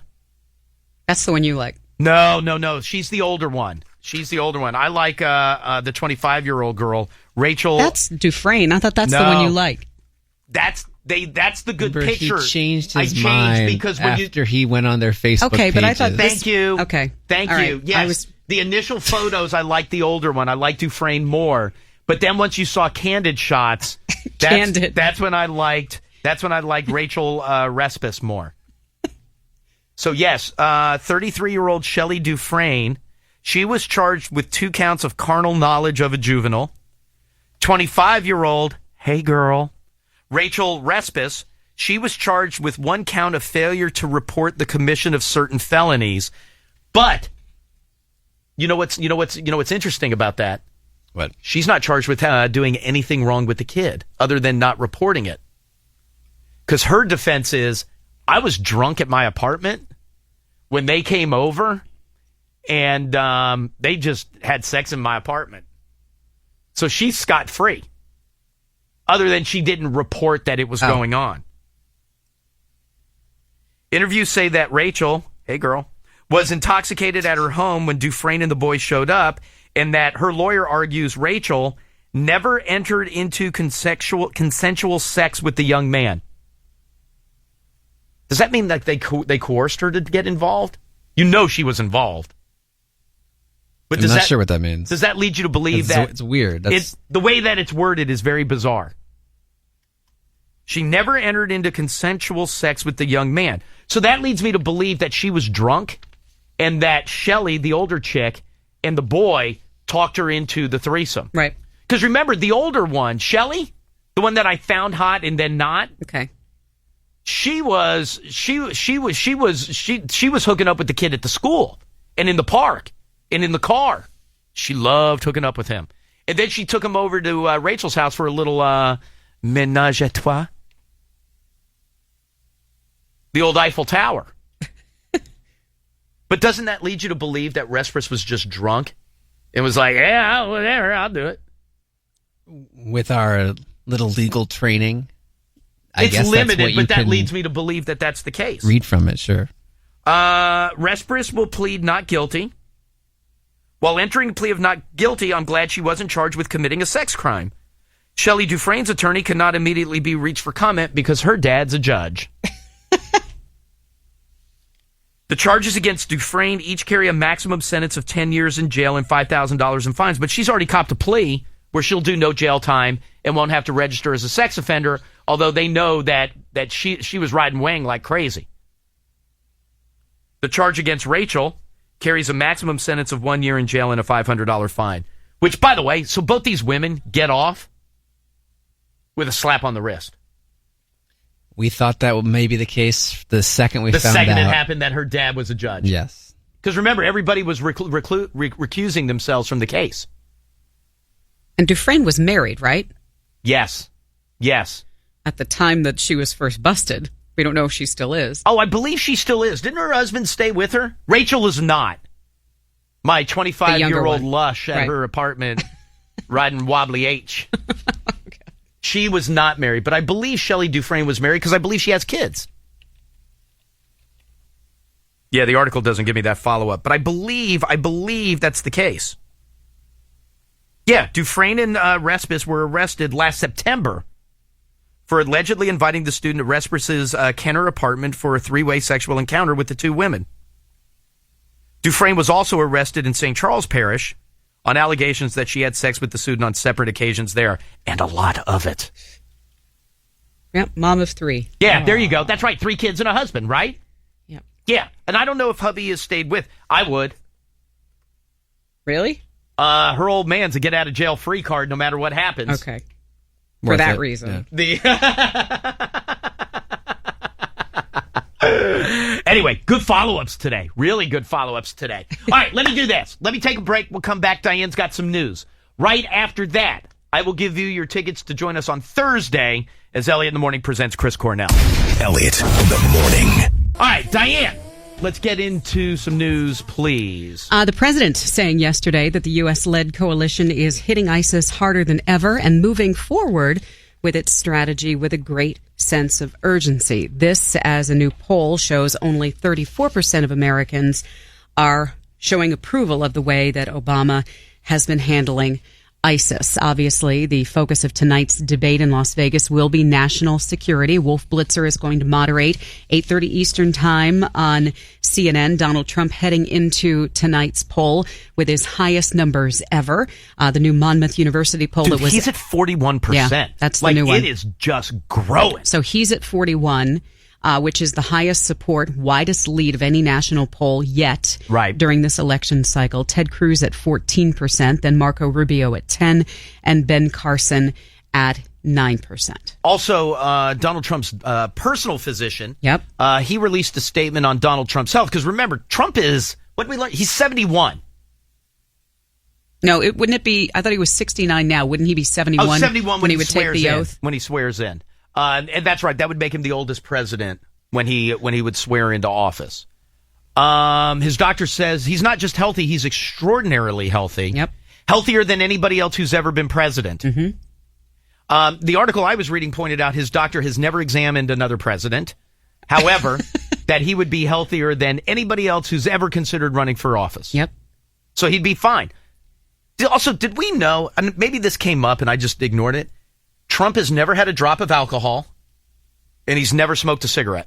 thought that's been Is that pretty said. well known? Or did I just block it out? We didn't believe it, but that's definitely been said. Says he does like to eat fatty food, but his cholesterol is in great shape in his body because he works so hard. His body just chews through it. Said he's Gene. Yeah. He's lost like 15 pounds campaigning. Has he really? Even though he Can't wash his hair correctly. He'll be the first to tell you he eats like crap on the campaign trail. He eats fried food like crazy. Yeah. Yeah, because you know why? Because he's a normal person. Bacon, egg, steak. I eat what I like. Pasta, French fries. There you go. Kill some French fries right now. In a related story, Herschel Walker says that Donald Trump could be the one to save America. He did say that he's not in favor of the wall. Right. But aside from that, Trump would be the one to save America. Yep, we do have to get this country safe, he said. We have to quit being politically correct and do what's right to save the country. That's his old boss with the New Jersey Generals. That's right. 29-year-old former POW Sergeant Bo Bergdahl, who was held captive for 5 years by the Taliban before being released in an exchange of 5 detainees from Guantanamo Bay, will be court-martialed on charges of desertion and misbehavior before the enemy. He could be sentenced to life in prison if convicted on the misbehavior charge, up to 5 years for desertion. Obviously, he's currently the subject of season 2 of Serial. But you know what? That's what I was going to ask. And I still haven't listened to the first episode. I'm assuming at some point I'll get around to it. I will remind everybody of the rules, though. No listening while we're on. As soon as we get off, you do whatever you want. But no listening while we're on.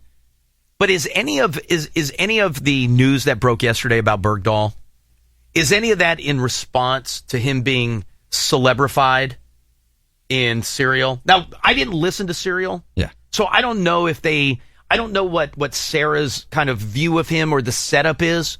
Well, we've only gotten a glimpse via one episode. Right. But I feel like when going, and maybe I'm not remembering correctly, or I'm forcing myself to remember differently, but I feel like when the Adnan case started for Serial, the first season, that she talked about that there's some not confusion, but should he or should he not have been found guilty?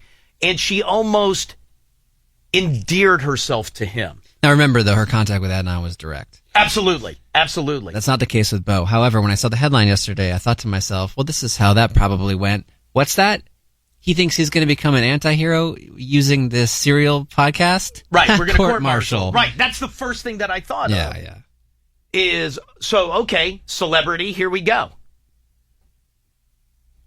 But like I still haven't listened to the first one to know like even what her treatment of him is. Video you may have seen, 62-year-old man from Texas being held on $1 million bond as of last night on 2 felony counts of assault and battery with a dangerous weapon. That dangerous weapon would be his pickup truck that he drove right through the front of that hotel where you see 2 women fleeing for their lives. This happened at an Alva Comfort Inn and Suites, which is about 100 miles away from Oklahoma City. The man was angry because his credit card got declined twice at the hotel and he had to pay cash, so he got pissed off, screamed a bunch of things, and rammed his truck right through the front. Dude, you can't do that. You can't do that. And that's why he's being held on $1 million yes! bond. That's a deadly weapon. Now, by the way, where was the story? I want to say it was in King George County. And I feel horrible for the guy who was driving the car. But it was over the weekend. I want to say it was late at night over the weekend. Guy's just driving his car. And there was a dude that had laid down in the middle of the road. And the guy ran over him. Oh. And the guy laid down on purpose. Just because he was despondent. I have no idea. Wanted to die. I have no idea. But the guy laid down in the middle of the road. And this dude's just driving, just driving home or wherever he was going. But he wasn't intoxicated. He hadn't done anything wrong. He was just driving. NASA opening up its website yesterday for those applications from people who want to be astronauts. They'll be accepted through mid-February. You have to be a U.S. citizen with a bachelor's degree in science, math, or engineering, and you have to move to Houston. More than 6,000 people applying for the last astronaut class back in 2013. Only 8 were accepted. It looks like your salary range, according to the people applying as of yesterday, anywhere from $66,000 to $145,000. Dude, that ain't bad. A year. And in Houston, that money will go forever. Is that right? Oh yeah. Oh, that money will go far. people being sworn to secrecy, rather, the 1,000 or so who were able to go see those premieres in Hollywood last night of the new Star Wars movie. Obviously, people tweeting out pictures of their passes. For him, Rob Lowe wrote, "Cried like a baby, whooped like a teen." So Rob Lowe went. Well, he sat in the famous person theater. Well, yeah, he was in that theater with like Sofia Vergara and Joe Manganiello. Joseph Gordon-Levitt. Yeah. He's green like Yoda. Patton Oswalt just said simply, JJ did it. Did what? Oh, killed it. Like, did a good movie. Exactly. Yeah, I feel like I'm reading something into that. Fred Savage, amazing. Fred Savage got to go. These people, oh man, I mean, I know they're famous, but they gotta be careful. I mean, this embargo goes till 12:01 tomorrow morning. Right, they're not supposed to be saying anything. Easter, they're not. They're not supposed to be saying a word. A single thing. Like, they can't even say, I love it. No, you're not supposed to say anything. And that's what I mean. JJ did it. Now, if you're Patton Oswalt, who, by the way, is obviously a super fan, but if you're JJ or Patton Oswalt, to say JJ did it, does that mean he killed it or he made a pile of poo? To me, he's a super fan means he killed everything it, which is good. They can't positive. do that. They can't turn him in. What is it? Star Wars police? Turn MPAA. No, don't say. It's an MPAA arrest. Yes. Also, a new survey finds 30% of people have not yet started their Christmas shopping. Going to do it next week. I'll start this weekend.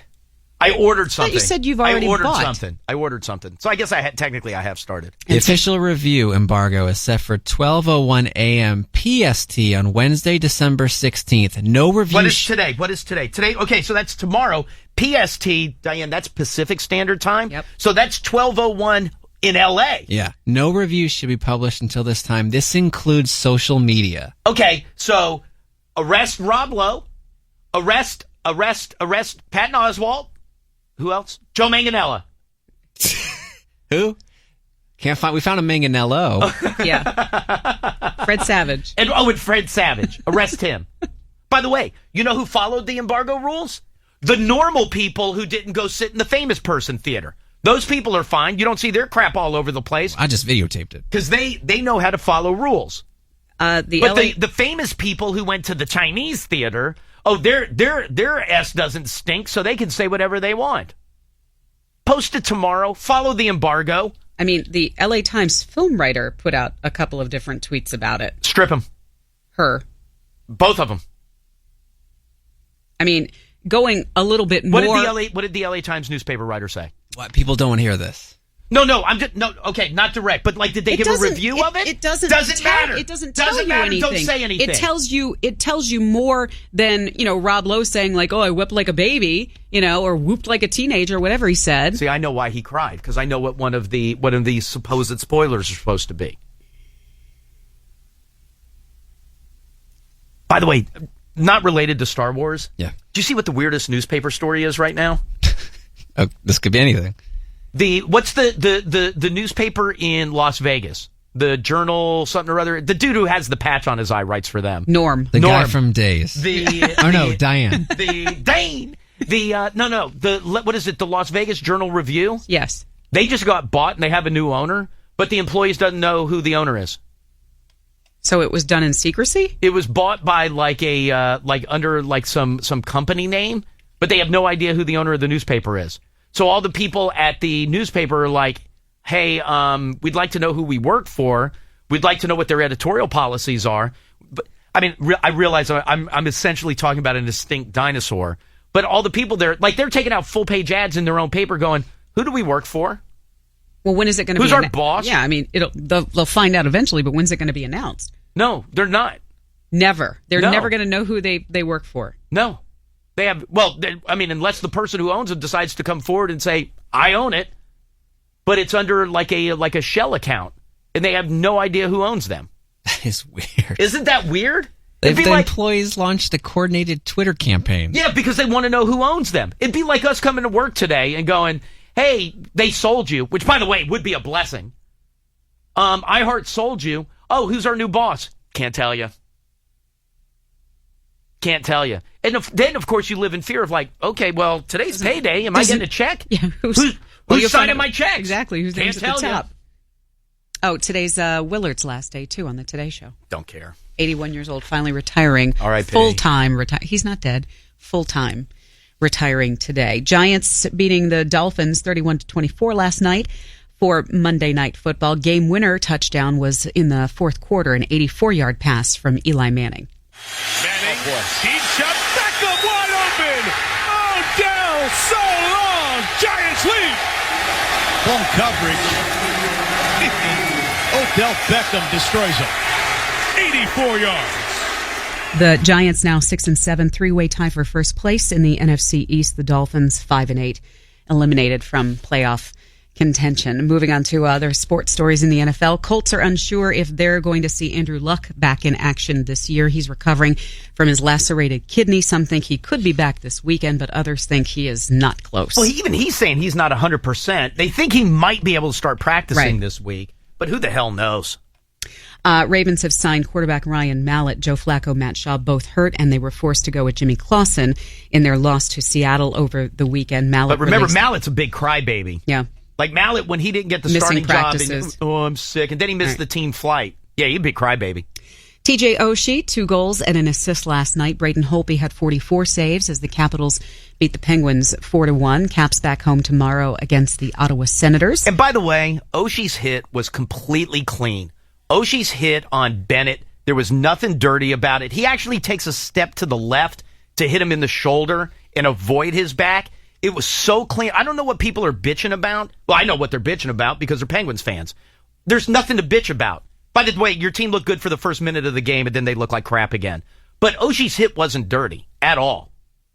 NBA Wizards lose to the Grizzlies 112-95, and Bryce Harper and Chris Bryant both being honored in Vegas Thursday night. They will be playing against each other in Las Vegas, and then they grew up playing together. Right. Or against each other, rather, and will be given keys to the city by the mayor. Did you see what they think Harper's next contract's going to be? I think he's up in 2018.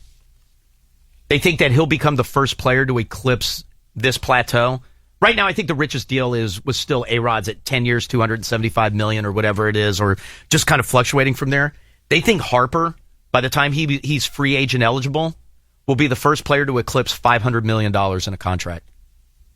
How old is he? 22. $500 million. Oh, God bless him. That is a look at news and sports. Real quickly, I saw this on Deadspin yesterday. Do we believe that kid's drinking a beer? Well, at first glance, yes. But then you start to think about seeing a kid drink out of a aluminum Bud Light bottle. Right. So they're at a Jets game, and you see the kid. I'm assuming that's his dad sitting with him because you see like an adult's arm draped around his shoulder. So the kid's sitting. By the way, it looks like they have decent seats. But so the kid is sitting on my right. If this were my kid, is sitting on my right. I can't tell how old he is. I can't tell you this. He's not 21. I can tell you this. I don't even think he's 12. But he's sitting. Maybe he is 12, 13, right around there.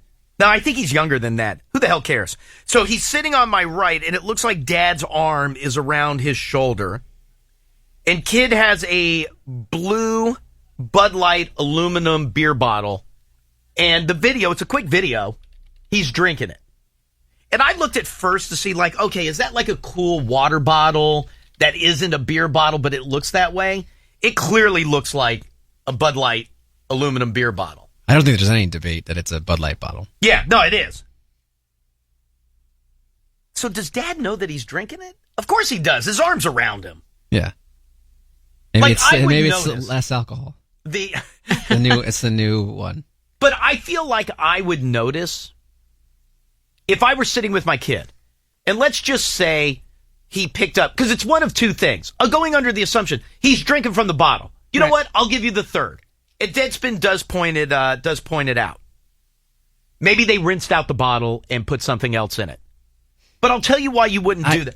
No, Deadspin says that. I know they say that. Maybe someone rinsed it out. And I'm not doubting that some people would do it, but I'd rather my kid go thirsty than have him in public drinking out of a beer bottle, regardless of the contents. I don't want the hassle. I don't want the hassle for that. So it gets you to one of three things. Number one, somebody rinsed it out and they put water in it because Dad thought this will be funny. Right. This will be a gas. That I don't want the hassle of. That's number one. Number two, maybe there was just some sitting on the ground.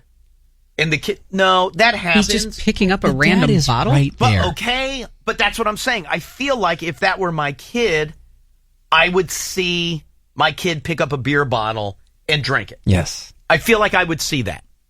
And by the way, even if he got it up to his mouth and that was like the first time you saw it, Dad doesn't flinch. The kid looks too comfortable with the bottle. That's what I So mean. he didn't just pick it up off the ground. Well, I mean, kids do that. Kids will pick up a glass, But or he's not something. exploring it or looking at it. He's No, like he's just picking it up casually and drinking drinking it. Yeah, well, he's thirsty. He's watching a game. And then that gets you to number 3. Is there any way he's letting his kid drink a beer at the game? Maybe there's like a sip left, and it's because you only see 4 seconds of that video.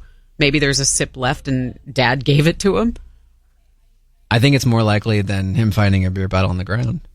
So that's what we're going with. Dad was like, "Hey, when we're at a game, we drink a beer." But I can also see some people, No. not just for the laugh. I mean, it's expensive to buy water in a stadium. So if you were to fill it up or clean it out and fill it up, I could see that. I just, as I said, would rather my kid go thirsty than in public have him or her drinking out of a beer bottle. Because you think it just looks bad on you?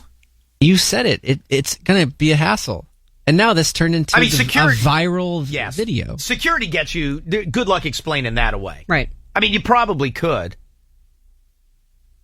But I was trying to think, like, I didn't go to a lot of, like, my dad didn't take us to, like, a lot of sporting events. So I wouldn't have been a young kid like there. Well, my dad was never going to just give me beer underage. I drank a lot underage just without him knowing. Well, he was also dead. No, but you snuck it. Yeah. The ultimate not knowing. Or unless he's now Omniscient. all-knowing. Actually, no, you know what? All-knowing. I have to take that back. My dad was alive when I was 21. So, yeah, no, he wouldn't have. I snuck it. My brother wasn't alive. He didn't even make it to double digits. But my dad would have never done that. What about your mom? You know what? Let me say something good about Phyllis. I don't even think she would have done it. No? No, because my mom would have never been one of those parents that said to take you to a game. Well, there's that. There is that. Too expensive. I don't care. No, like that we wouldn't have done. Like my dad, I do remember my dad taking me to some hockey games when I was a kid. Right. But he would have never bought me a beer to drink at a game. He would have never. I mean, we weren't tailgating before a hockey game. But even at a tailgate, my dad would have never said, "Hey, you know what? Here, have a beer." I remember the one time my dad let me try a beer underage. How old were you? I was probably 17. Yeah, again. This kid's not. Guess this kid's age. The kid's not 17. No, this kid's probably 11. If I had to guess, he's 11. Yeah, you're right. He's probably not a teenager. Probably 11 years old. And I'm really bad at be guessing younger. kids' ages. And the only reason I say that is my kid's 11, and I feel like it's kind of close. I mean, this kid is obviously much taller than my kid is. Well, you can't tell. I can. My kid's has to sit on his knees. He's so short. But that looks 11. But there's no way, like going to a hockey game, my old man would have let me drink a beer at the stadium or the arena. And I can also say, I don't know that I've ever seen at, I don't know, a couple thousand hockey games that I've been to. I don't ever think I've seen a parent giving their kid beer at a hockey game. This is from Lucas. As Here a we kid, go. Here we go. my parents rinsed out a beer bottle and put water in it for me at a Crosby, Stills and Nash show. It was cheaper. Oh, you know what? Okay. The cheaper thing does make sense to me, though.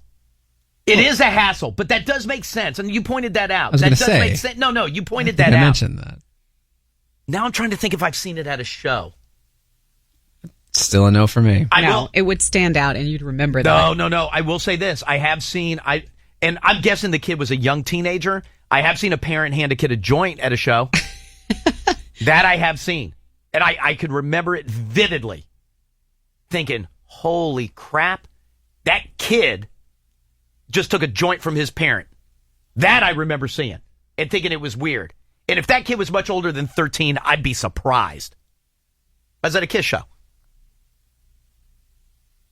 And that was weird. But I don't think I've ever seen By the way, it's weirder to me to see a parent give a kid a beer at that age than a joint at that age. Not sure why I feel like that. Maybe only because I've seen that. But I feel like it would be weird to see a kid drinking a beer, especially out of a beer bottle. In public, because I'm learning in the social media lounge that in private, a lot of people had this arrangement with their parent where if they brought them the beer, they got the first sip. Oh, so like, hey, Tyler, run to the fridge and get me a beer? And then you would come back and you could have the first sip out of the beer? Yeah. That was never a rule at the Siegel house. Pre or post-divorce. By the way, our net detectives are watching the video over and over again. Right. And they point something out that I missed. What's that? At the very last, I can't say last second because it's quicker than that. Right, the little last short and curly. You see what the dad's hand does? No. Goes to take the bottle back. I got to see it again. So it's his beer. I mean, yeah. Yep, you're right. God damn, he shared a beer with his kid. It could still be water. It could still be water. It's unseasonably warm. Prices here are nuts.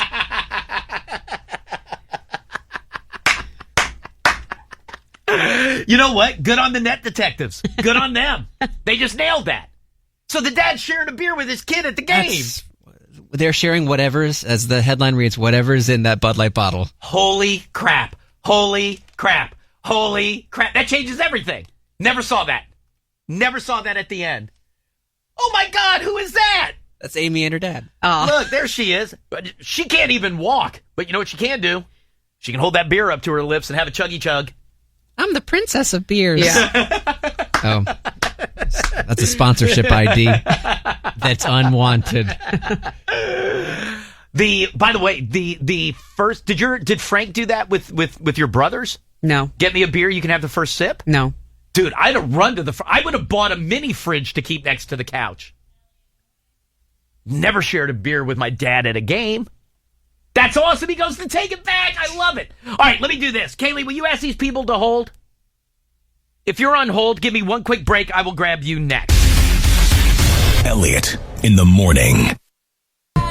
No way. Disney. Epcot. Oh, you got to pass time. It's boring as hell there. To be specific. That's from Josh. Caught this years ago at Epcot Disney World. Okay, so that's not his kid. That's somebody else's kid drinking. Looks like. And who's the guy who tweeted at us? He's got to deal with his 9-year-old. You go get it. You get the first sip. He's not the only one. No, I'm not. Who either had that deal. I'm also not judging. When they were children, or have that deal now with their children. I will say this though: your wife is much cooler than mine. Because if I told Jackie that I had a deal worked out with the boys, you go get me a beer and you get the first sip, Jackie would cut my balls off. Oh, Lord. That didn't sound like a kid. That sounded like hangovers. Horrible. I'll work on that. That sounded like your Yoda. Would you be mad? Would you be mad at Scott if you found out he'd worked that deal with Marley? Of course. Kaylee? What if it was only on race days? No. That's different. Kaylee, can I ask you something? Your mom never gave you beers at a tailgate or something like that? Never. And your mom loves a tailgate, except when she gets beer flu. But she would never give you a beer at a tailgate. I mean, now you're an adult. Oh, that's right. You didn't even drink till you were out of college. Or in college. In college. All right, where am I going? I love the Epcot picture. By the way, I'm so glad I never saw it, or I didn't realize it in the video. I love that in the video. You see Dad go to grab the beer back. Alleged beer. Oh, maybe it's just that bottle of water. Mm-hmm. Hi, Elliot in the morning. Hey, is this me? Yeah, hi. Who's this? What's up? This is Clint. I'm in Mechanicsville, man. Good morning. Hey, good morning to you. How are things down Richmond area today? Oh, dude, I tell you what, this weather the past few days has been the most gorgeous, and I've been enjoying every minute of it. You know what? Can I be a dick for a second? I hate it. I mean, don't get me wrong. It's awesome, but it's the middle of December.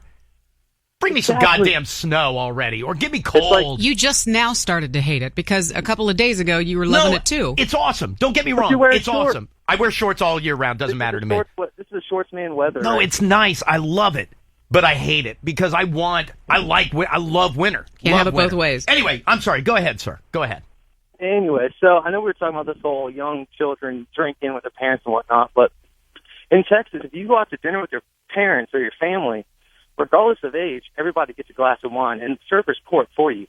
You get served a glass with everyone else, regardless of age. And you're telling me that's in Texas? Yeah, man. Two things. Number one, I don't know that that's the case. I mean, I grew up a decent chunk of time in Houston. I don't know that that's the case. And by the way, and I'm not going to call you wrong, because maybe there is a different rule about that, and maybe that is the case about being at a restaurant that serves beer or wine. Maybe that is the case. But it's got to be a different scenario if you're sitting at Energy Stadium. I think it's beer and wine, no hard liquor. Okay. And again, I still For find a child? I still find that very hard to believe, but I'm willing to accept it.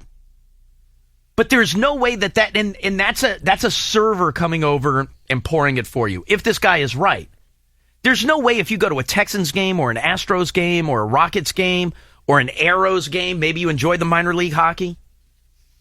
There is no way that you can buy your kid a beer and have him sit in the seat next to you. There's no way. Do you get arrested for that? Like if there were a cop at the arena, do you get arrested for that? Like an undercover cop who happens to be seated in your section? Just a cop. I would imagine so. There's a cop at the venue who is just walking and sees you giving like an 8-year-old a beer? Your 10-year-old kid a beer. Do you get arrested? Are you doing some team store buying, or are you looking up rules? I was looking up rules. Rules and procedures at NRG Stadium, formerly Reliant in Houston. It's very generic, the rules that are listed on HoustonTexans.com. Beer, yes. It just gives you the underage, anyone who appears under the age of 35 required to show valid photo ID indicating legal proof of age. Alcohol sales are limited to 2 drinks per person. All alcohol sales end at the end of the third quarter. So it doesn't say anything about sharing with a kid. Is that just common sense? You would think. No, I wouldn't, and I'll tell you why. The dildo store next door. They had to put a sign up. Forbidden fruit. Right. They had to put, I couldn't remember the name. They had to put a sign up about not trying on the costumes without underwear on. Meaning, that sign had to be posted because people had done that. Wish other stores would have signs like that. Do you mean to tell me that none of the stadiums have ever had to deal with that so they don't have to post a rule about it? There's a rule, there's a tag on a hairdryer that says you can't use it in a bathtub. Well, no S. Well, we don't want you to paint all of our fans with the same stroke.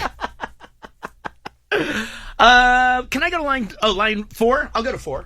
Hi, Elliot, in the morning. Hey, is this me? Yeah, hi, who's this? Mike. Hey, what's up, Mike? Hey, when I was a kid, my old man used to send me back in the house to get a pack of Camel non-filters. He was too lazy to walk back inside. And he'd say, on the way out, fire one up for yourself. How old were you? Probably 8 or 9. They were the ones without the filter, so I learned how to love them hard. All right, that begs the question, though. That begs the question. You have to pick one. You have to have a deal with your kid. Get me a beer, you get the first sip. Get me a pack, you get the first smoke. I go with the sip. Yeah, I think you go with the sip. I think you have to go with the sip. They're not shotgunning it. That's crazy. Hey, Ted. Where am I going, Kaylee? Oh, line 2. Hi, Elliot, in the morning. Hello? Hello? Oh, here she's a I smoker. got a frog in my throat. Anyway. Yes, ma'am. I don't know why everyone's so, sure, kids shouldn't be, getting wasted. Kids shouldn't be drinking beer. But, parents give kids way worse crap to eat and drink than a Bud Light. That's practically water. Come on. Okay. Like a Mountain Dew? Come on. Okay, so now let me ask you this. Do you have kids? I do not have kids, but I have babysat many a child. When you're babysitting, do you, if you're going to have a brew dog out of the fridge, will you give the kid a sip? No, but I have given a child alcohol that I was babysitting, unintentionally. So I was babysitting this little baby, and I actually brought her mom was really quite negligent. She just let me take her wherever she wanted because she just wanted to get the kid out of the house. So I took her to a frat party. Wait a No minute. joke. Hold on. This is a movie. Hold on. First of all, are you being serious or are you lying to me? I'm telling the damn truth. I'm telling the truth. It wasn't a frat party. It was a frat house during the day. Okay. And wait, it how was old? the Hold on. How old was the baby? She was about 2, so she was big enough, old enough to pick things up off the ground. All right, that's a toddler. And So a toddler. I digress. A toddler. Right. Took her to a frat house during the day after a party. That party had gin pistols, so like water pistols filled with gin and lemonade. I'm familiar. Yeah, so she obviously saw it was a toy gun. It had little colors and stuff. She picked up the gin pistol and was sucking on that for a good 30 seconds before I noticed. And what did you do when you noticed? Well, I obviously grabbed it from her hand and picked her up and took her out of the frat house, but Mom never heard that story. I don't know how much Mom would have cared, though. She thought it was cool. She's like, ha, my kids are hip. Okay, before everybody kills this girl, good for her. What do you mean? Because when she noticed that the kid was sucking vodka out of the gun...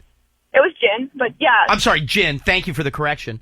When she was sucking gin out of the gun, she removed the gun from the baby's mouth. Good for her. A lesser person who doesn't care wouldn't have done that. Where was she when the kid picked up the drink? Ask. Where were you when the kid picked up the squirt gun?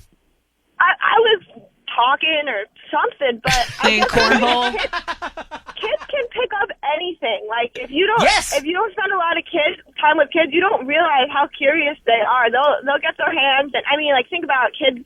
They'll get their fingers in a socket. They'll find a knife. They find a way to put themselves in danger. So of course, I was a little foolish, a little negligent, but Yeah. And the kids will park find was their way closed to- that day. to the fun stuff. I don't know why you're down on her for taking the kid to a frat Well, house. but when you walk in and That's see where that her it's friends like, are. okay, but it's like the remnants of a party with like cigarette butts everywhere and hamster beers everywhere Okay, and well, gin first guns. of all, first of all, you're making assumptions. Were there cigarette butts everywhere, ma'am?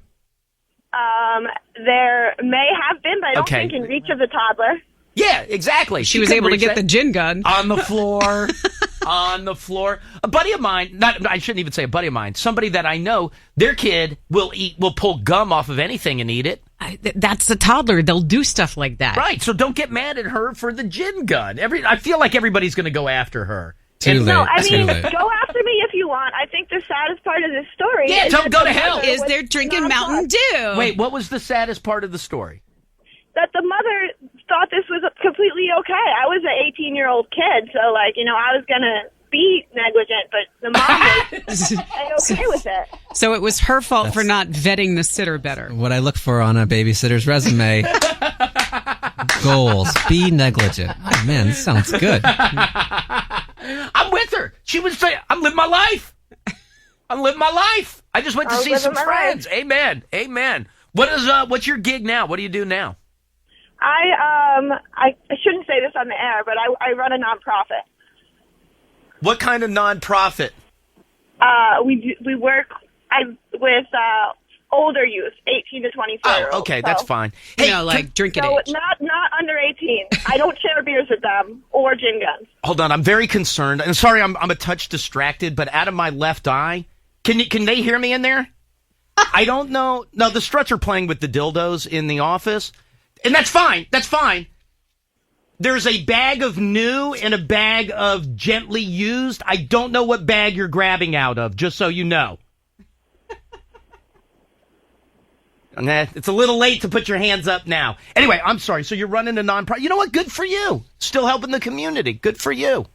All right. Yeah, I'm a nice lady. Yeah, I don't question that. Hey, let me ask you this. When you have kids, you won't share booze with them, no? Oh, no, of course not. Thank but you. I mean, in trace amounts. I think people are very overprotective of their children. I'm not fixing cocktails should've for hung my up. children, no. You're not? But All right, so you're not fixing cocktails, but you would let them have a drink or two. I would let them have a sip of a beer or something, for like a 10-year-old, a 12-year-old. Kids are sturdy. I love you. All right, I appreciate it. Thank you, ma'am. Thank Thank you. Remember, Elliot said it's unfair to judge her. Now you know why some people were like, yeah, I'm not going to get a sitter. I'm just not going to go out until they're 14. Sitting right here, Diane. Yep. Going back to stadiums. Yes.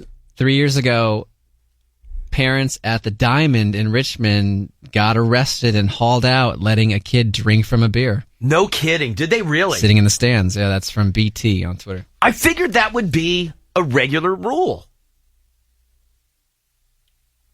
And by the way, Kevin wanted us to ask that girl if she was on care.com. We missed that one. It's because of the delay. No, but going back to washing the bottle out, and I do understand that as a reason to do it, but for the reason of I don't want to get hauled out and hassled during the game, I would also think that there's probably people at the game who would just give you crap the entire time for doing it. Like Snapchat users. Yeah. Yes, but people I feel like would also be, would yell at you. Potentially, yeah. Like if you were sitting behind that Jets guy, you wouldn't say anything. No. I know that. No. By the way, I wouldn't either. Other than, oh my God. Oh no, because a dude that's going to booze with his kid at the game is probably going to have no problem turning around punching you in your mouth. Hey, you cool to drive?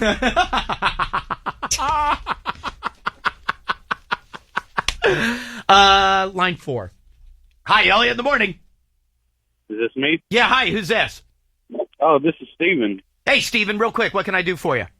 Yeah, you was talking about giving the kids drinking out of the bottles and stuff. Oh yeah, like you go get dad a beer, you can have the first sip. Yeah, when we was kids, our parents would send us to the refrigerator, and we would always open it and drink some out and take it back to them, and they pretty much knew we was doing it. Yeah, see, that wouldn't have floated. And I had bad parenting. Actually, I shouldn't throw my dad in that lump. I had bad parenting. There's no way my mom would have let me do that. My mom also wasn't a big drinker. We didn't have a lot of booze in the house. No? No. Mm-mm. No, Mom wasn't a big drinker of Well, liquor. and then there was always rubbing whiskey on their gums. Okay, that's different. That's teething. That's different. That's completely different. Yes, Tyler. Here's a positive story. Thank you. Elliot, several pics of me drinking at 5. Especially, it's obviously there's going to be a plot twist. All right, go ahead. This embargo has been lifted. Several pics of me drinking at 5, especially during Christmas time. Hate alcohol now, though, but loved it in kindergarten. That's from Frank, the tank. Very good. All right, let me take a quick break. It's Elliot in the morning. Elliot. Don't forget, coming up a little bit later on this hour, we will take care of your tickets for Star Wars, thanks to our friends over at Regal Cinemas. Star Wars hits theaters this weekend. Then before we get out of here, when we get to Diane's Dirt, 4th row seats for you to go see AC/DC. That show got announced yesterday. St. Patrick's Day show at Verizon Center. Tickets on sale Friday. Win them before you can buy them all week. And then the Struts will join us here in just a little bit. They have a sold-out show tonight at the Rock and Roll Hotel. We just saw them a couple weeks ago at our holiday concert. So they'll join us here in a little bit. Hey, where in Fairfax County is my county? Where was the dude? Like, I'm trying to imagine, where's that park where that dude was, like, living in a hole? By the way, I say living in a hole. It was so much more than just living in a hole. Is that the one where they found him out because somebody walked by and saw the pillow? I don't know what the giveaway was, but didn't he dig like a hole that was like 15 feet down into the ground? And he was 23, 24-year-old dude. And he dug like this big massive hole into the ground. And I don't know if it was in a park or behind a park or like park adjacent. But I don't know where it was. Fairfax County is a big county. I understand that. But the dude, so it goes 15 feet down into the ground. And then he had like a 2-room setup down there. Like one was like a living quarters and one was like his like a living room. But they said the dude he had books down there. Like he had like things laid out for like papers and things like that. Was he going to school? Like what? I gotta be. Part of me feels bad for the guy. I know he got arrested. I knew I shouldn't have done this. 200 yards from the police headquarters. Oh, did he Is it really? Chantilly or something? Is that where it's... Wait, so he was 200 yards away from the cops? Yeah, from the City of Fairfax Police Department headquarters. Oh, boy. S. 200 yards. Whoops. How long was it there? Do they know? Just cover it with plywood and leaves. No one will ever see it. The plywood is a bad idea. The plywood's a bad call. Okay, this calls it a split-level home. No, it's like a man-made hole, a cave. Yes, a cave even makes it sound luxurious. No, no. Like it's a Frank Lloyd Wright thing. The 15 feet. Do you know how hard it is to dig a 15-foot hole? It's not that hard to fill it back up because that's already been done. Oh, so they got him out of there and just filled this thing in. We don't need any of your copycats. But why do I feel partly bad for the guy? Where was that other story where they were concerned that it was some sort of, underground tunnel to do something dastardly? Remember Toronto. that? Yeah. Okay. It was Toronto, and they were going to have the Can-Am or the Pan Am games. Right. And they found that tunnel or that big hole in the ground that was covered up with plywood and leaves. That was Toronto.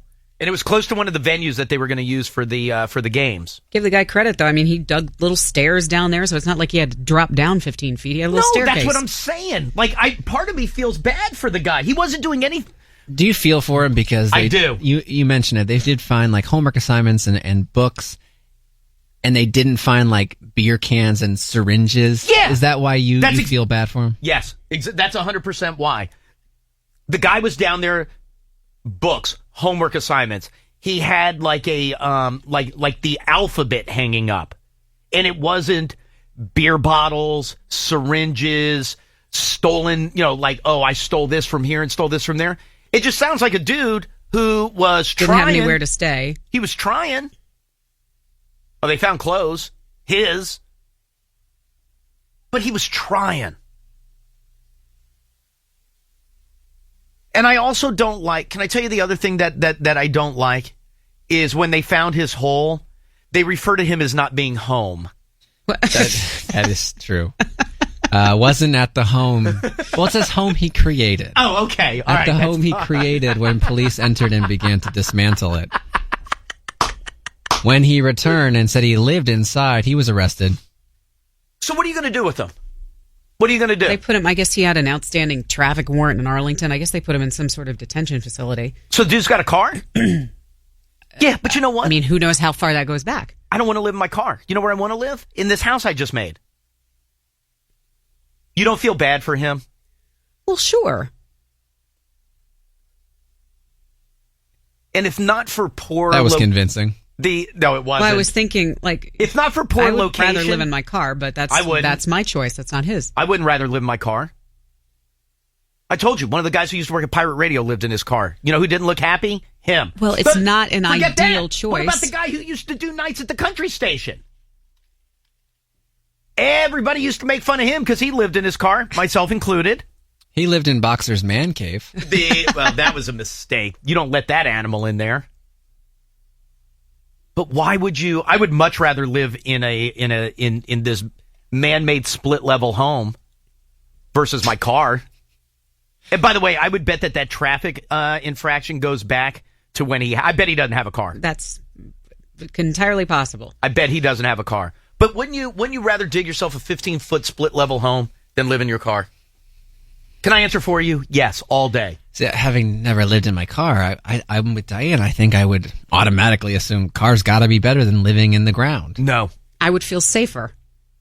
By the way, it's illegal to live in your car. I know, but... And you're more likely to get caught living in your car. Doors locked. This guy didn't have a locking door. How long was he there? Did they say how long he was there? So had he picked a different place, would he have been okay? Because he got... One of the charges is destruction of property. What property? He didn't destroy anybody's property. The park. Oh, maybe. Oh, because he dug the hole? So if that would have been on public land, he would have been fine?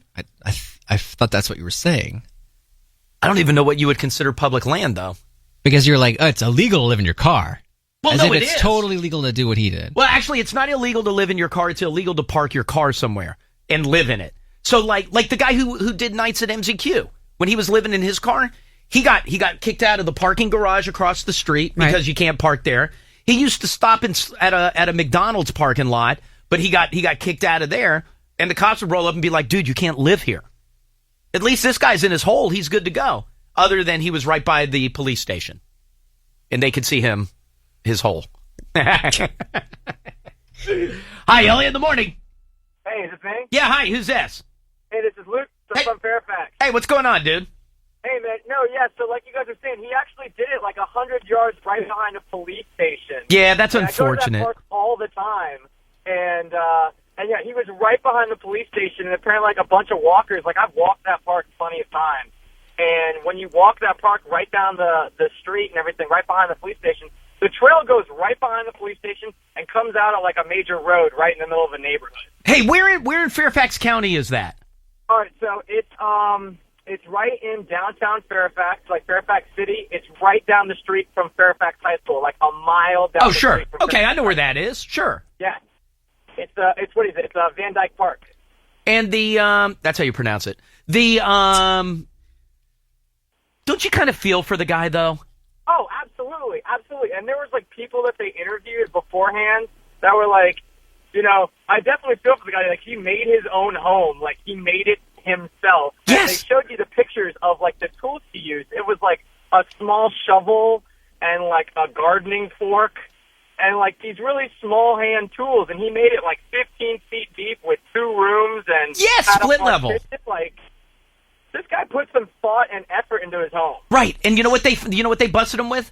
Homework assignments, writing papers, the alphabet hanging on the wall. Like, Well, they dude's said that just there was- trying to help himself. He said he'd just been at some sort of like Bible study nearby, like the day before. He was teaching himself English. Yeah. He was teaching himself English. Yes. By the way, somebody asked a really good question. Thank you, Trevor. Where did he put all that dirt? That's a good question. That is a fantastic You take question. it little teeny shovel by little teeny shovel. By the way, if all you had was like a little like garden hose shovel, what a pain in the ass that's got to be to go 15 feet down, climb up, spread it, and then go right back down, dig another one, and spread. I bet he's probably got thigh muscles like crazy from going up and down them steps. Not to mention, it probably took them like 3 years to dig that hole, and it probably took them about 3 minutes to fill it. That's what Diane said. Already filled in. Peace I'm in out. with the backhoe. Don't let the door hit you where the good Lord split you. The dirt's still here. Just put it in. All right, dude. Hey, listen, I appreciate the phone call. Thank you, bro. Yeah, man. You guys have a good one. Hey, you got it, dude. We'll talk to you later. All right, let me do this. I got to take a quick break. We'll come back. Diane has some news. Right after that, we take care of your Star Wars tickets. Right after that, the Struts join us. Get into some news, please. To answer your off-air question, I don't know if Donald Trump will give Chris Christie crap at the debate tonight about, hey, you had sucky seats at the Adele show. Yeah, no, he did get the better seats at the Adele show. So Donald Trump, with his highest poll numbers at 41%, will be right in the center tonight on that stage in Vegas as we get ready for CNN's debate coverage. Ben Carson and Ted Cruz on either side of him. Then you get moving out Marco Rubio, Jeb Bush, Carly Fiorina, Chris Christie, John Kasich, and Rand Paul at the Kasich and Rand Paul are going to be kind of hidden by the curtains. Podiums. No, there's a big fern. They'll be around kind of the side. By the way, I should point out Patricia Murphy will be on with us tomorrow, our political correspondent from the Daily Beast. So she'll be on with us tomorrow, and we'll go over the debate tonight. Also, we'll have to see how many Star Wars references get made in the debate. Somebody will do it to try to be like, hey, this is going to make me relatable. No, you know what? Rand Paul. No. Christie? Cruz. Oh. Cruz is sitting on it. He's going to give you some kind of Death Star thing. Of course. And he's sitting on it and waiting for it. There are many, many different branches of law enforcement that are in Montgomery County, Maryland today as they say goodbye to Montgomery County police officer Noah Liotta. The funeral is set for 11 this morning, but over the last several hours, they have had road closures in effect as they try to get everybody lined up. The processional is set to start at about 1:15, departing the church later on this afternoon to head over to Olney, where he'll be laid to rest at the Judean Memorial Gardens. I will say this. I mean, obviously, you wish that they never had to do it, but the turnout is so impressive. Yeah. It really is. I mean, guys, fellow officers drive hundreds and hundreds of miles just to come in and be part of the procession. It is so impressive. 3 teachers from suburban Detroit got sick the other day after they ate some pot brownies that somebody put in the teacher's lounge. They said it first came in as a tainted food complaint because one of the teachers ended up having to go to the hospital. That is when they ended up testing her for marijuana, and it came back in positive. Police taking the brownies in for testing and did find that they contained THC. They're trying to figure out exactly who put them in the staff lounge. There's a little potluck. Also, there's a 21-year-old guy who works at a Dairy Queen in Baton Rouge, Louisiana, arrested after authorities said he spit on a police officer's hamburger. Luckily, the police officer caught it before he took a bite. Right. Well, it was on top of the bun. Yeah. Normally, they try to slide it in between the bun and the meat. Mm-hmm. Yeah. But it was on top of the bun. But I think they tested the guy. I think the guy's got herpes, if I'm not mistaken. I guess he admitted to having herpes. Yeah, and I guess they said and other diseases. Oh, well, awesome. Great. Yeah, he was booked with mingling harmful substances as well as resisting. So you had him. So he was one idiot yesterday, and then the other idiot you had was at Disney World. Oh, with the gun. Right. Running around with a gun in his pants. And when the cops were asking him, like, hey, what are you trying to smuggle? He's like, nothing, man. That's just my anatomy. All right. Hands behind your back, sir. The medical examiner's report on Michael Cavallari could take as long as 2 months to complete, but at this point, they believe that the brother-in-law to Bears quarterback Jay Cutler may have died because of exposure. Just exposure. Yeah, just to the elements. He had been missing since November 27th and was found dead not far away from where he had abandoned his car off an interstate in Green River, Utah. Kim Kardashian wants everybody to know that she's going to be eating her placenta in order to battle her postpartum depression. Also, Eli Manning connecting with Odell Beckham Jr. twice for touchdowns as the Giants topped the Dolphins for Monday Night Football last night, 31-24. Giants tied with the Redskins and Eagles on top of the NFC East. Derek Carrier underwent an MRI, and it revealed that he tore both his ACL and MCL over the weekend, so his season is officially done. The Lions lost a tight end this weekend. Brandon Pettigrew tore his left ACL. He is done for the season as well. Nice Caps win last night over the Pittsburgh Penguins 4-1. They're back home tomorrow to take on the Ottawa Senators. By the way, you did have a little trade before the game. Rob Scuderi plays for the Penguins. He's a defenseman. He was out there for warm-ups. And then when he came out, I heard Joe B. and Locker talking about it, about how, he was out during warm-outs. I guess he was just a scratch tonight. So the Penguins ended up dealing him to the Chicago Blackhawks for Trevor Daley. So Pittsburgh's going to find a way to try to do anything. But they did. Pittsburgh came out, they looked good in the first couple of minutes, and then it kind of went south. They did shoot the puck a lot. Holtby made, I think, 44, 45 saves.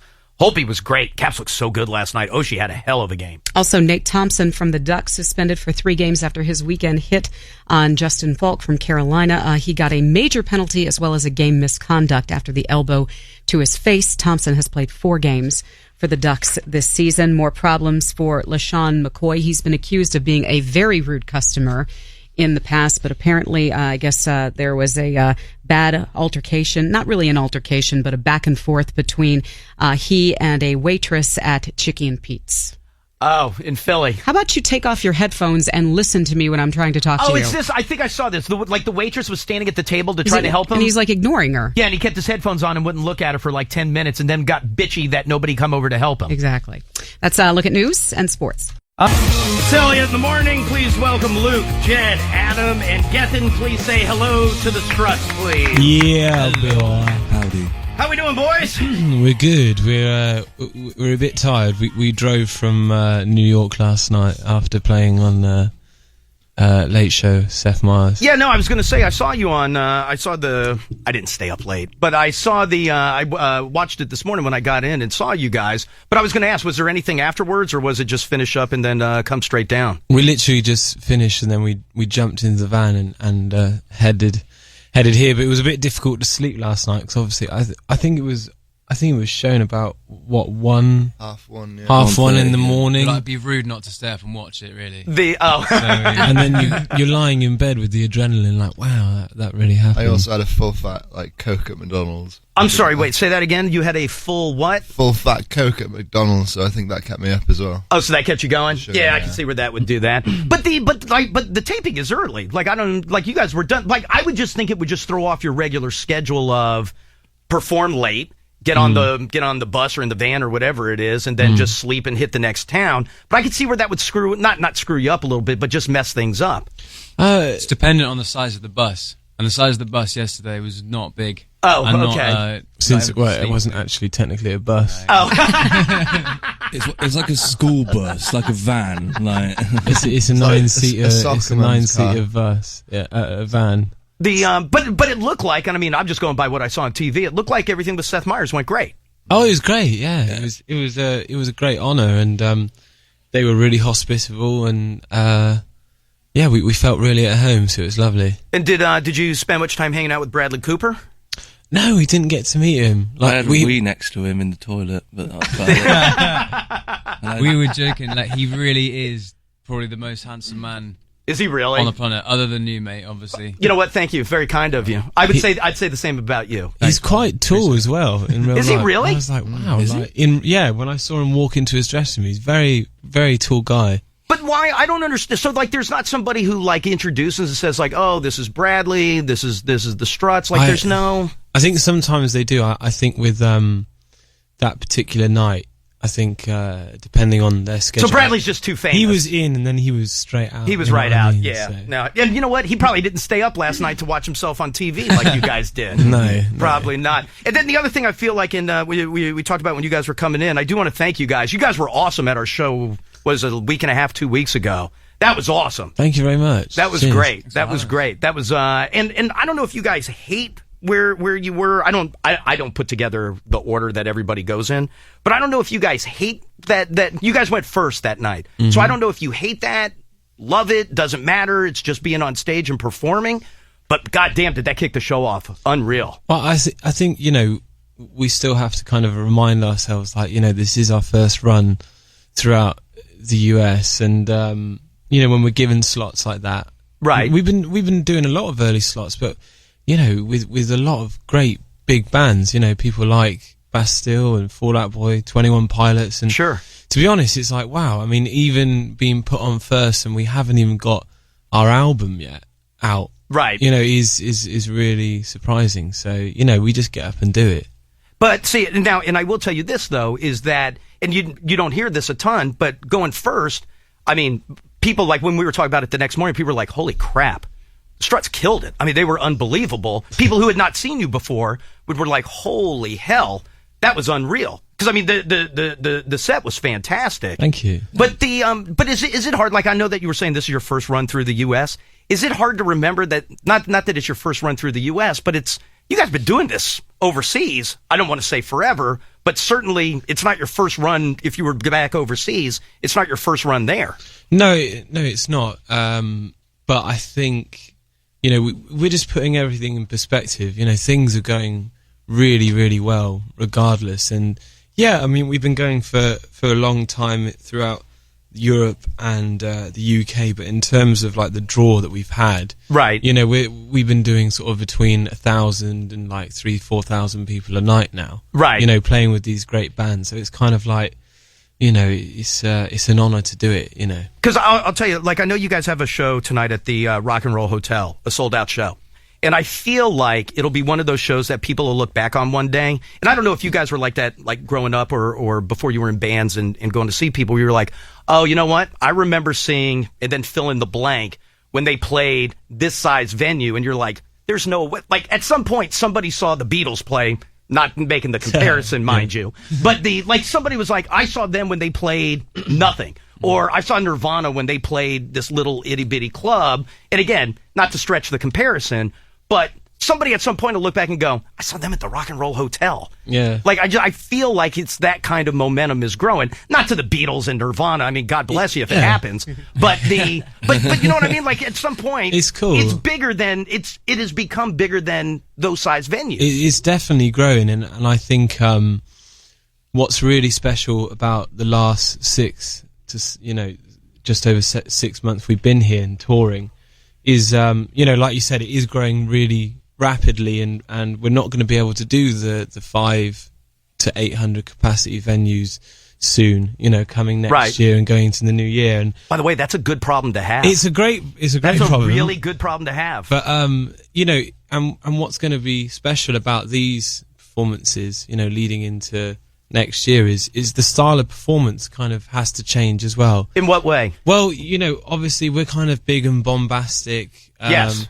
Anyway, regardless, but there's certain things that I do with the crowd in terms of interaction that you can't do once you get past like 1,000 people. Or, like for instance, like sometimes I go out in the crowd without any microphone, split them in two, and we have like this sing off which goes on for like 10 minutes, and you just can't do that with about 1,000 people because all right, I'll stand over here, and then you'll stand right in the middle of the two of us, and then we'll be good to go. No, that makes sense. Yeah, it works great when you've got like 500, 600, 700 people, and then people just start to talk amongst themselves. Like you can't really get, and people just can't hear. You know what I mean? So what people are seeing now is some really well thought out performances and almost choreography as well, which is catered for these size venues. Right. But I will say this, is that when you guys go out there, you do treat, whether it's 500 people or a couple thousand like it was, as though it's the biggest crowd out there. I mean, I don't feel like you hold back anything from the show. We had good practice from touring through France and England. Right. We had one in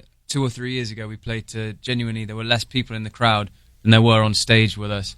Was it really? We had 2 people. And actually, in that gig, we swapped instruments. Gethin went up and sung, and wore Luke's poncho. Me and I swapped, and Luke played drums. We called ourselves the Struts. But we still put on a great show for those 2 people. It was fun, yeah. By the way, if I knew that you were up for it, and I was pissed because I even said this at the show, all I wanted to do was come find you to borrow I don't know what you call it, the poncho. That's what Jed went with, so that's what I'll go with. Because all I wanted to do was walk out on stage wearing that thing. It would not do me service at all. I could not pull that off. But all I wanted to do was walk out there wearing one of those.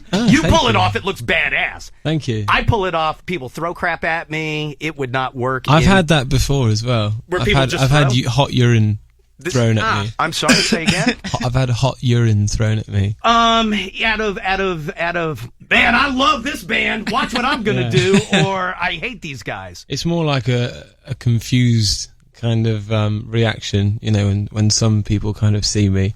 They don't know what to do, and they just suddenly turn back into early Homo sapiens, just start throwing crap at me. Where were you that they threw hot urine at you? Oh, that was at Download Festival in the UK. Shut up! Was it really? Yeah. Well, I mean, we went down really well. It was superb. But to be honest, if I hadn't had urine thrown at me, I think I would have thought, something's gone wrong here. So that's how we're judging shows now? Well, what? Here's hoping it goes well tonight. With that particular festival, it's notorious for singers being knocked out by water bottles. Oh, so that's a good thing then. It's kind of like look, at the end of the day, we're a band which is kind of like Marmite. Do you have Marmite over here in the US? Vegemite. Oh, that's like the Australian peanut butter.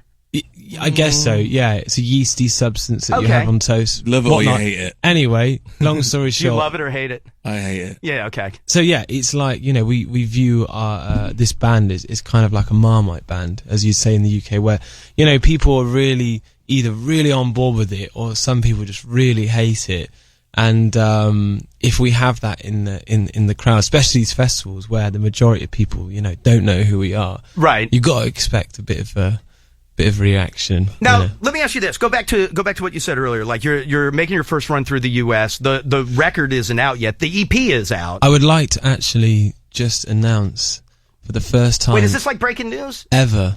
No, on it's not, radio. but go This ahead. is No, it ever, is. Go ever ahead. We're gonna first get a time. date. Ever first time. We only just told ourselves. On US radio that the album Everybody Wants will be out March the 4th. March 4th is my date? Yes, and that is. We've just broken our announcement hymen right here on radio. Wow. I thought it would hurt a lot worse, but no, actually it feels pretty good. March 4th will be, so that's the release date for the debut record. album Everybody Wants. Everybody Wants March 4th. Oh, I like that you're giving up. All right, what else you got? What else? Break some more news. I mean, now as long as the hymen's gone, so now let's go. The band decided we will split up in September March 2016. Yeah. All right, sweet. I'll take that. That's good. Now we're rolling. And the Reformation will be in January 2017. We're also supporting Motley Crue. Okay, that's not breaking news. I read that. Oh, you read that. That's okay. not breaking news. That's not breaking Hasn't even news. happened, but it's still old news. Yeah, no, that's old. But go back to the EP for a second. I would assume you're very happy with how it's received. Oh, it's been going great, and it's just been. We were quite we were kind of overthinking about it to begin with. Like, some of these songs are kind of like the strongest ones on the album, right? This is before we had written the new material, which, in my opinion, some of these new songs which are featured on the album, which will be coming out, March are the almost 4th. stronger. But yeah, it's really good. It's kind of like it's a preview of what's to come with our debut album, and it shows every kind of dynamic and influence that the band is made out of. I want to ask you about a couple of songs on the EP, though. What's the real story behind Kiss This? Kiss This was about a friend and an ex-girlfriend now, and they were just having it behind my back, really. And, Wait, so your ex-girlfriend was banging your friend? Yes. Okay, all right. And I was the one that found out as well. So Were you really? Oh, I thought, by the way, when your hand went up, I was like, that's the friend. Yeah. That's No, awkward. not me. I'm the ex-girlfriend. No, I was the bearer of the bad news. It was How'd you find out? I asked him. So you just asked him? There was a rumor going around, and I just said, "What's going on?" Then he was like, "Oh, don't you know?" I was like, "Nope." And so he was like, "Yeah, I'm banging my it was a bit bizarre. Like, she was kind of playing both of us, right? Like, and yeah. Long story short, that happened, and everything kind of fizzled out, and we went into the studio quite. Well, hit soon pause because I after. want to extend that story for 1 second. How did you tell him? Well, at first I didn't know what to do, and then I went out to the pub, right, and got drunk, and then. You know what? That solves everything. Yeah, There's all your and I answers. was like, what do I do? And then my cousin, it's like, you got to tell him. So the next day you were out, and then I waited for him to come back, and he was with the girl. Oh, the same girl? He was with her, so she went upstairs, and I was like, you might want to come here. Sit down, brace for impact. And so you told him? Yeah, and then he went upstairs, and then I just heard lots of shouting, and then I was just like, playing Xbox and things like that. Let's not relive those moments. So I'm guessing she left at that point. Oh. After the fight, then she left and that was it, and you wrote a song about her. Yeah, I mean, it's quite still fresh, man. I don't really enjoy talking about it, to be honest. Well, you should have stopped me a long time ago. It's fine. This will be the most emotional performance you've ever heard of it now. But let's do it like an acute. I think I think that's why the song itself came out so potent, because it was at the time, like lyrically, right? It's talking about both of them, sure. And it's more of a letting go song rather than a boohoo kind of breakup. Yeah, sure. So it's more liberating than miserable, and I think it's important for anyone who's gone through something like that. It's better to kind of come out through the other side with that kind of attitude. All right, well then let me move on from that song. The other one I wanted to ask you about, I was reading about Where Did She Go? Mm-hmm. And the story about, if the story is right, or what I read was right, you were 15 years old and 16. You were 16 years old, so the story was wrong. And like you were walking home from, I don't know if you'd been out at a bar or a pub or wherever it was, but you just started singing that in your head and it stuck with you all that time? That's pretty impressive. It's bizarre. I've never had anything like that happen since. Well, actually, I haven't tried getting blind, drunk, and then walking for about 30 minutes, to be honest, and trying to write a song. But yeah, I mean, in the UK, the drinking laws and IDing, right, is a lot more relaxed, sure, so to speak. So all you need is, a fairly smart outfit and just kind of run through the door, so to speak. So yeah, I went out and it was £8 all you can drink at this certain club called Route 66. Which was an amazing club. They used to play like Cher, and then they'd play Meatloaf and Cher, and then just all these other great songs. But anyway, and then so I stumbled out, and then it was about a 25-minute walk back, and I don't know where it came from. I just started walking, and when you listen to it, it's quite a walking, like pace song, and then it just stuck in my head, and then I kept on tweaking it while I was walking, like changing a bit here, changing a bit there. Right. Got home and then just fell asleep, woke up and I could still remember it. Still in your head. I wrote it down, and then it was put to a song, like, a few days after, and it's been with me now for like over 10 years. That's awesome, though. Yeah, that's great. So now, on March 4th, when the full record comes out, so is it completely different than what we've heard? It will feature the songs that are on the EP. Sure. And we've got some great new tracks as well. Right. So it will be a mixture of the two. And then we've had some older material which has been floating around on YouTube, etc. Right.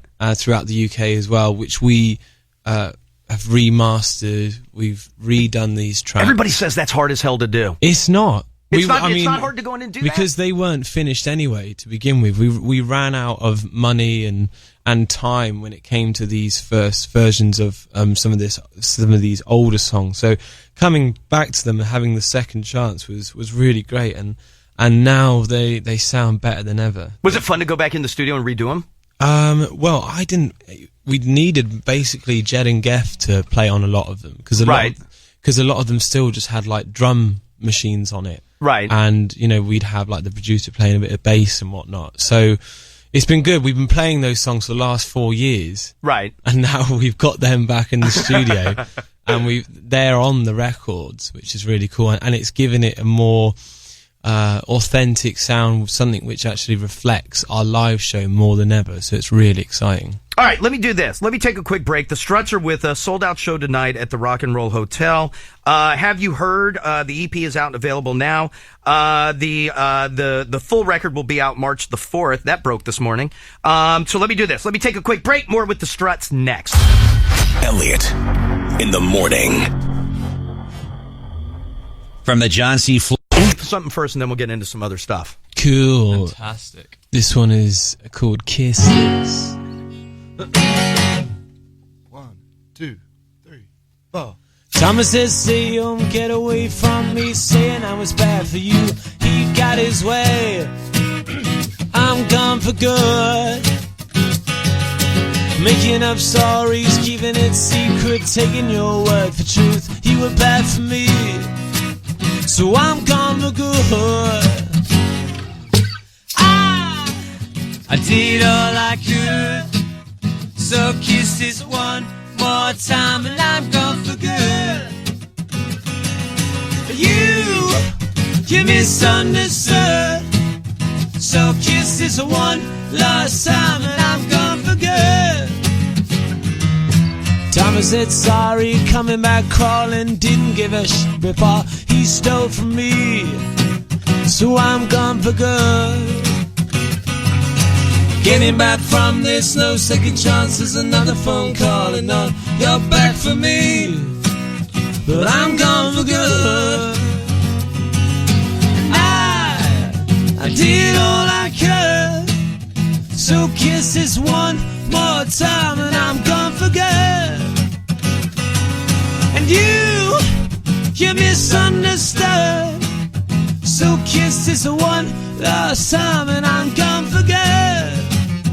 Can I get a little?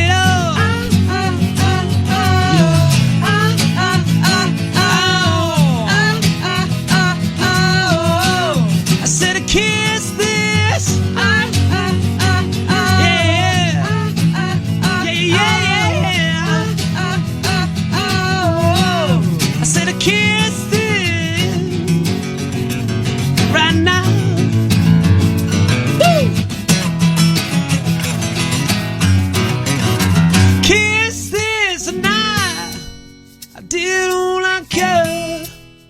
So kiss this one more time, one more time.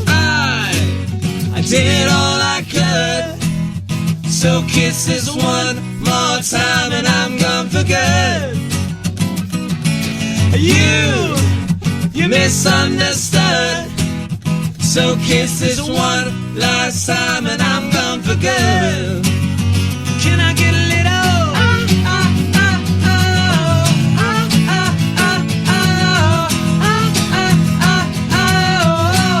I said I kiss this.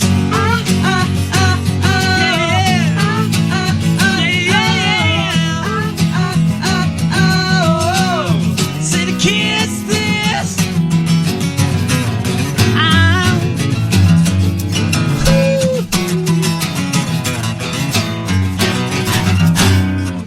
It's Elliot in the morning. The Struts are with us tonight at the Rock and Roll Hotel. The other thing, you'd mentioned festivals earlier, and I guess we're at that time of the year where they start announcing festivals for like next year as they start. Do you guys like doing those? I mean, you're doing several of them. Oh yeah, we love it, and you know, like what we said, we've been doing a lot of the kind of like earlier kind of like slots. So you know, next year we're looking. That's changing. We're looking forward to going up a couple of notches on the bill, so to speak, and we've experienced that in the UK and France, and once you get past sort of like that 4 to 5 o'clock slot, it's fantastic. But the other thing, and I like this for you guys, and I hope this is a good thing, and you guys like it. But like you look at one festival, I think it's like the Hangout Festival, where it's everything all across the board. It's everything from Florence and the Machine to The Weeknd to Calvin Harris, and you guys will do that. Then I'll look at another one where you guys are playing with like Leonard Skinner. And so which I think is awesome. I just love that it just fits in with everything. Yeah. That's kind of, reflected on our audience as well. It's like, because we're drawing from so many influences, and our sound is quite broad. Once you hear the album, there's lots and lots of different colours within this picture that we've made. And, our fans range from 14 to like 40 plus, and I think that's reflected in where we can play and who we can play in front of as well, which explains the festival. Yeah, I mean, you literally could play in front of anybody, and it would work. What is the, and then you've got like other cool shows that I was looking at. Like I think it's this coming weekend, if I'm not mistaken, you're playing in Jacksonville before the Jaguars game. Yeah. That's awesome as hell. That's great. That would be quite fun, actually. I think it'll be fantastic. And then, and you mentioned earlier, how did the Motley Crue thing come about? Where like it's obviously the end of their run, but you're going to do it's their last 4 shows. 4 shows, yeah. Right. So it's the Vegas shows and then the LA shows. Yeah, we're doing 1 Vegas show and then we're doing 3 shows in LA at Staples. But Nicky himself, he's been a champion of this group pretty much from the word go. When we start to, reach out into the US, and he's been bigging us up for a while. And I think that tour has been going on for about 2 years. It feels like it's gone on for a while. It does feel like it's gone for a bit. And I'm not entirely sure how it all came about. All I know is that, Nicky's loved it. He's obviously chatted to the rest of the group. I was speaking to him the other day on the phone, and he was giving us some great advice, and I was just like thanking him, right? Because it's so like when he calls, what advice does he give you? Just obviously, the obvious ones. Just don't f up our shows. Keep working hard. Keep working hard. Keep working hard. Try and go easy on the drugs, etc. And it's just but at the end of the day, he's a really nice guy. Is that a problem in the band? What? The go easy on the drugs? No, there's no problem. Okay. No. We can't really discuss that on air. No, everything in moderation. Right. So, but he was like, just be easy. I mean, listen, they've had a rough run. Exactly. At times, sure. I mean, it's hard to put into words, but I think he's just genuinely a lovely guy, right? And it's just wow. I mean, even though all this talk that they're handing down like the torch down to us, we kind of like take that lightheartedly. It's lovely and whatnot. Right. it's like what you were saying, when people are coming to these smaller gigs and you got to compare it to people like the Beatles or Nirvana. Or right. We're kind of, you don't really think about that. We just want to do our best, tastefully. Sure. And you also want to do your own thing. Yeah, and I get that. I think we want to do them proud as well. We want to. We're aware that it's probably going to be emotional 4 shows for them, and we want to warm up the crowd the best we can. For these last 4 shows. Do you get tired of the comparisons to Freddie Mercury and David Bowie? It's funny, like it revolves around sort of like 4 or 5 different frontmen, right, constantly. But I'm not tired of it. It's like I wear my influences on my sleeve, and I think the only reason why people keep comparing me to all these frontmen is because, I can't really think of another group. I was going to say, there's nobody else to compare to them? No, and that's why I get so many. It's like whether it's, Dr. Frankenfurter from Rocky Horror, Mick Jagger, Steven Tyler, right. All of them are lovely comparisons. But, if, you look at the 80s and like, the 70s, there was, having a frontman was just the norm. Right. And it's like, now it's like, unless I'm kind of hitting a floor tom, like halfway through the set, like, that's kind of what singers are expected to do now. And I guess we just kind of... So why did bands... I mean, I don't know if you talk to other bands and stuff. I don't know if you're friendly with other bands or you don't give a crap about other bands. But why does nobody have like a front man anymore? Like, why did that all of a sudden go away? I'm not sure. All I know is that probably within the UK, we're probably not perceived as the coolest group. But you guys aren't? No, but I'm not. You know what? I'm not sure, and quite frankly, I just don't think we care. I was going to guess that. All we know now, since coming here, etc. The music is connecting people, and we are resonating. So that's all that matters. Frontmen, I don't know.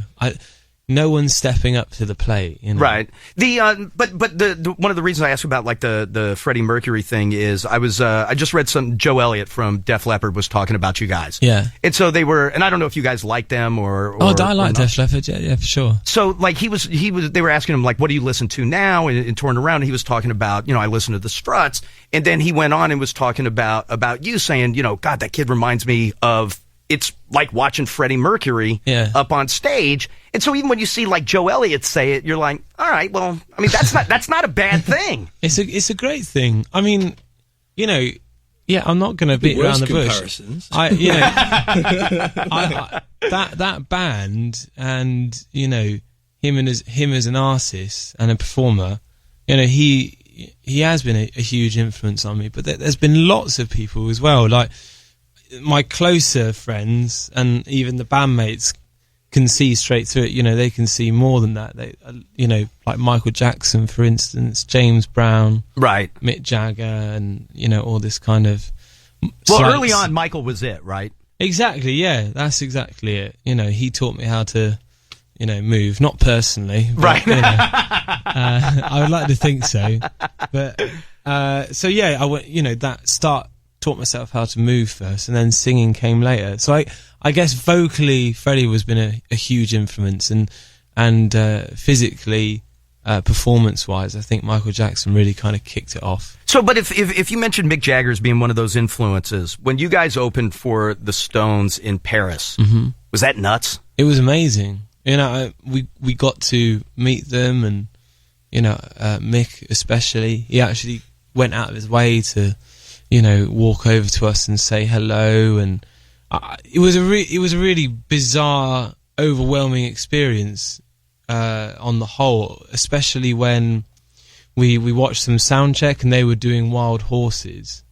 To an empty stadium. Stadium. Dude, how awesome is that? It was amazing. We walked out and they're all there like in their kind of, casual clothes. Mick's got like this lovely, like white trilby with a grain shirt on and these jeans and Nike trainers, and he's just like checking all the monitors, and I bet that's unbelievable. It was sick, and it sounded brilliant. You know, Keith's up on stage with his acoustic guitar with a fag on, like, right, as usual. That's all, by the way, that's all I would have watched. I would have just sat over like Indian style on the stage, just watching Keith Richards play. It was amazing, and I think that at that moment, you know, that's when it really hit me personally. I think it hit all of us because we didn't want to think about it too much because we were told almost a fortnight before. And if you're thinking give me night, a timeline. What's a fortnight? 2 weeks. 2 weeks. Okay, 2 weeks beforehand. So, you know, stupid Americans. God, you don't want to go to bed every night thinking, oh God, I'm going to be singing in front of 75,000 people in 2 weeks. Right. So you don't think about it. It's kind of, you go into autopilot, and then watching that sound check, it was like, wow, we're here now. Right. And I was going to say, I bet when you walk into that stadium, it hits. Yeah. I bet when you walk out on that stage and there's 75, 80,000 people, it hits. The weird thing is, you don't remember any of the performance. You remember walking on, you remember walking off. I don't think anyone here will be able to tell you. None of you guys remember the performance at all? I remember one moment when a plane flew overhead. And I was looking up at that thinking, imagine how this looks from down here. They're going to see that. That's the one thing I remember. But it's funny. That's it. You go into autopilot mode and you go boom, because I think that's how you deal with those kind of overwhelming performances. Right. Sure. But you know what else I like? Like I was watching, there's a little movie about you guys that's going around on YouTube. And it's right before you're shooting the video. And I guess part of that is in there as well.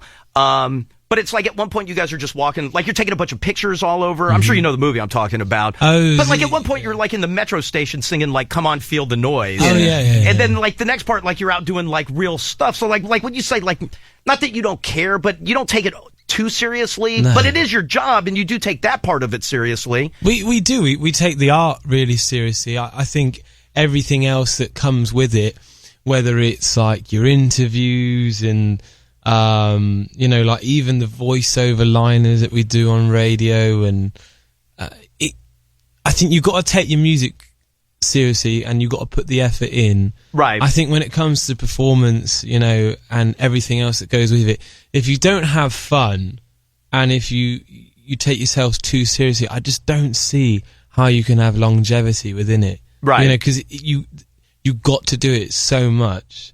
And if I was to be so deadly serious and so artistic all the time, right, I think my brain would eat my own face out of pure vanity, and I just wouldn't be able to go on. Is it still awesome when you're standing on stage and you hear everybody singing back to "Could Have Been Me"? That's brilliant. I remember what was that first show that we did when we first came over? San Diego. Yeah, that one was great. I think the first time I ever started singing it though was in London when we played it at Dingwalls. Oh yeah, that still get goosebumps every time. Do you really? Yeah. I watched it back on YouTube and I was a bit hungover the next day and I cried. That's breaking news as well. We didn't know that either. You like to cry an awful lot when you're hungover. I do. I was just sat there on my laptop watching it. My mum came in. I was like, "It's just so amazing." Wait, so are you the real cryy drunk of the band? Oh, Not drunk, but like you're the one. Like if you're out, he's the touchy-feely one. Are you really? His lips. And I cry the next day. He's got hands of an octopus and lips of a horse. But you know what's great? Like going back to our show, like I think whatever it was 2 weeks ago. After your set, I saw you go like just walking out in the crowd and hanging out with everybody. Yeah, I wanted to watch some of the bands. Yeah, so you were just out there. I didn't know. You're probably grabbing a couple beers. I did. He did. As per usual. Like I said, if you don't have fun, what's the point in doing it? Exactly. All right, give me one more song and then I'll get you guys. What do you want to hear? I don't care. It's your music. Play whatever you want. We'll do "Could Have Been Me." Oh, really? No, that's fine. That's fine. You sure? Yeah, that's fine. Let's do it. First chorus.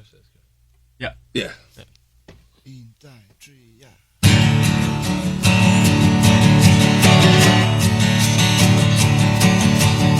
Don't wanna live as an untold story, rather go out in a blaze of glory. I can't hear you, I don't fear you.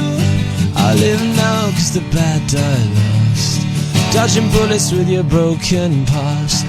I can't hear you. I don't fear you now. Wrapped in your regret. What a waste of blood and sweat. Oh, I wanna taste love and pain. I wanna feel pride and shame. I don't wanna take my time. I don't wanna waste one life. I wanna live better days. Never look back and say it could have been me. It could have been me.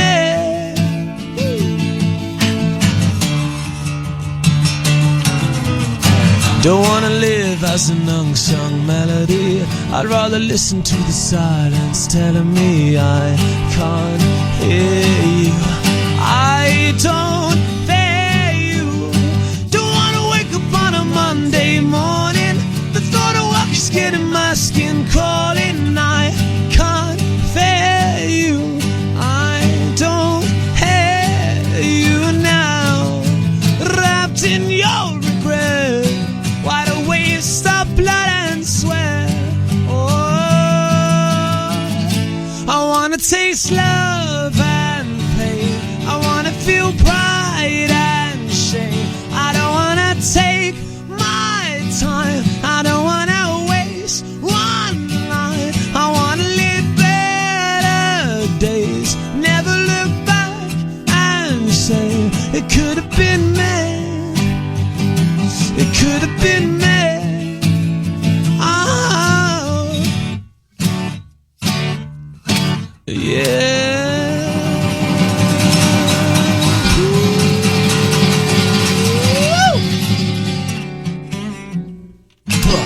Struts have a sold-out show tonight at the Rock and Roll Hotel. Sunday, Everbank Field before the Jags game. Have you heard? The Struts EP is available now, and as you told us this morning, March 4th. We will get the official record, and it'll be out in the U.S. It will, entitled "Everybody Wants," appropriately. Exactly, guys. Thank you very much for coming Thanks in. so much for I having really us, mate. appreciate it. It's Elliot in the morning. One quick break. We'll come back next.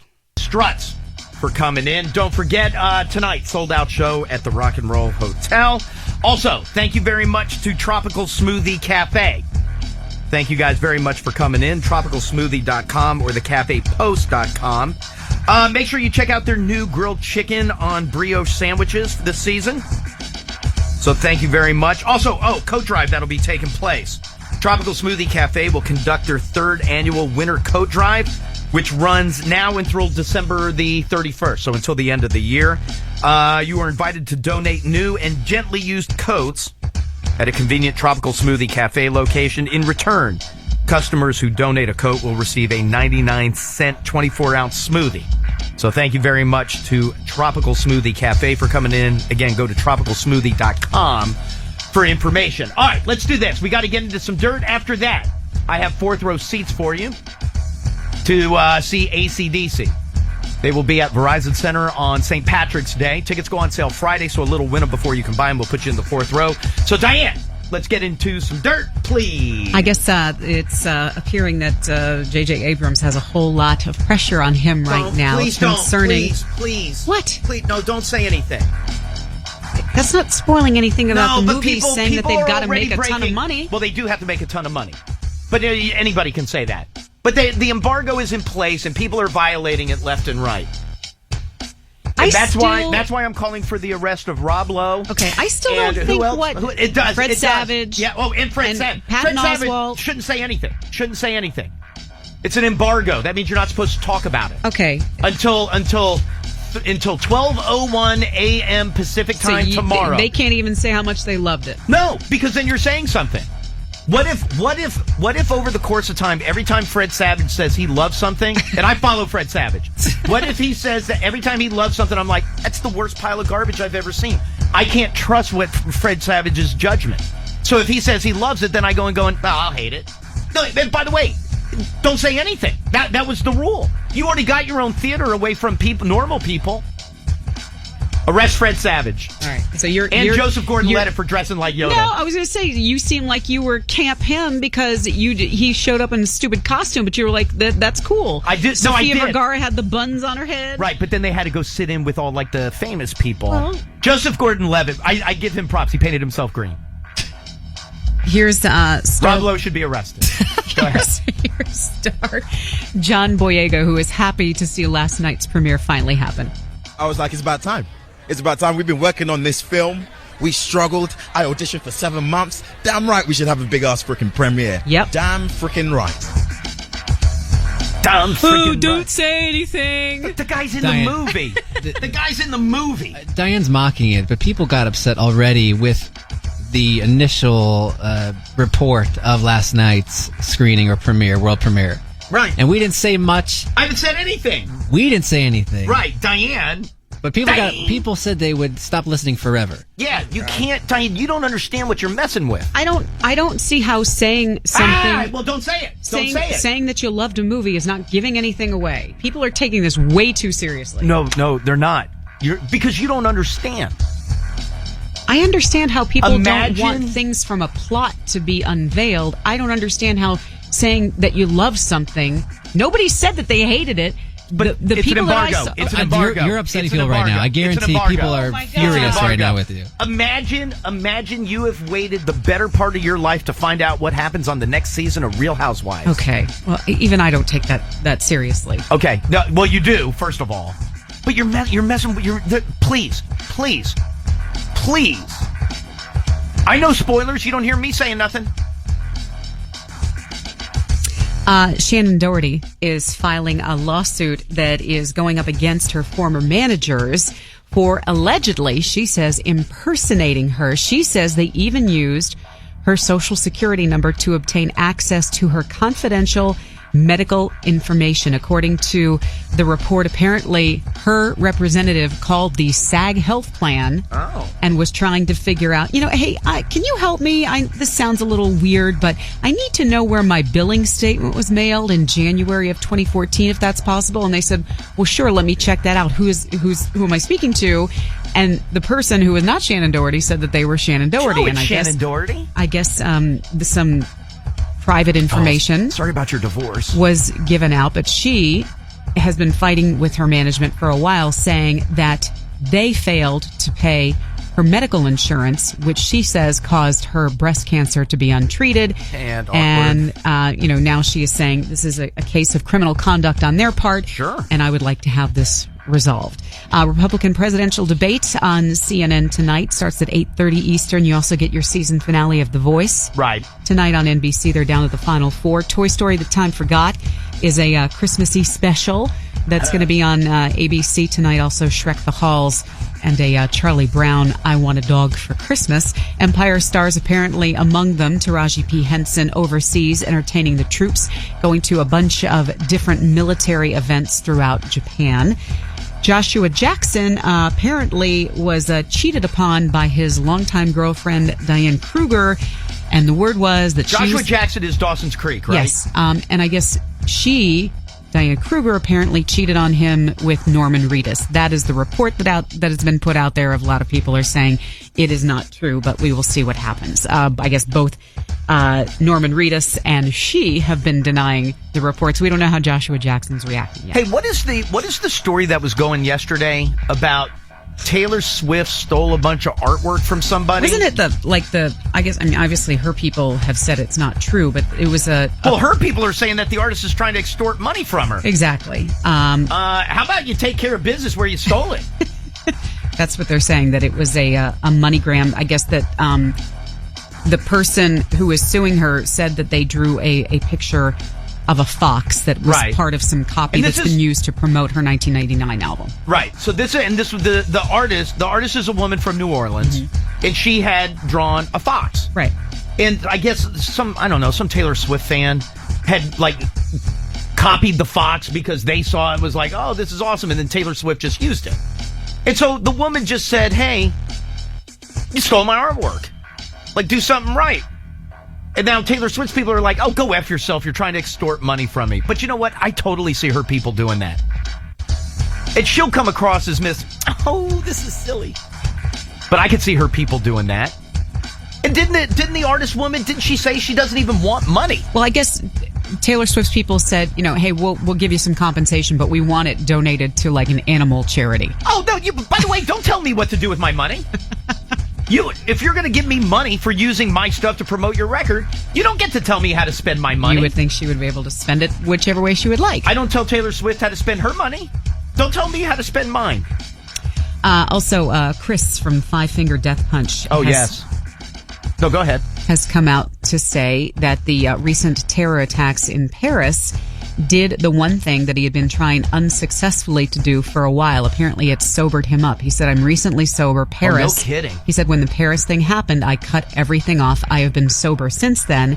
He went on to say, I don't really consider myself an alcoholic. I do make some stupid decisions once the alcohol hits me. My wife certainly never liked that. But he says she's, a lot of it was for her too, but he said it really, the whole shootings at the Bataclan Theater and the cafes, he said it really hit me hard. And he said I was drinking, and at that point it was like, that was it. I'm done. I guess people are still, women, men, still going nuts for the shirtless jogger in Chicago. Oh, he was running in the rain or something like that. Yeah, and then they had to call him in. The Chicago TV station had to call him in to do a follow-up interview. Everybody wanted to know. I guess he's single. I think he's a virgin. They said he's very... Oh, Diane! He's 24. He's a virgin. He's very Tim Tebow-esque. Oh, is he really? Yeah. By the way, I wish I were that good looking, where if I were just running down the street in a rainstorm, people would be calling, going like, dude, I got to get with him. By the way, did you see the Swanepoel pictures yesterday of her out on shooting? I don't know what magazine or what picture she was shooting. Some flattering photos of a model? Oh, no. Beyond flattering. Beyond. I mean, the ass is unbelievable. It is unbelievable. Like two perfect pillows separated by a little by a little bathing suit. Wow. I thought you were going to say something else. Thank you. Kiefer Sutherland headed back to television. He will play a president in an ABC show called Designated Survivor. So he is a cabinet member who is suddenly appointed to be president after an attack during the State of the Union address. Obviously, lots of things going on over at the Today Show today, as 81-year-old Willard Stott is formally retiring after being with the show for 35 billion years. He was Bozo the Clown. Yes, he was. Wasn't he also Ronald McDonald? Do I have that right? Was he one or the other? Or was he both? Yeah, you know what? I shouldn't have brought it up. I don't even care. I mean, it is a big thing. I mean, he'd been kind of retired. Can I tell you what Willard Scott is to me? That was during when I worked with Bonaducci.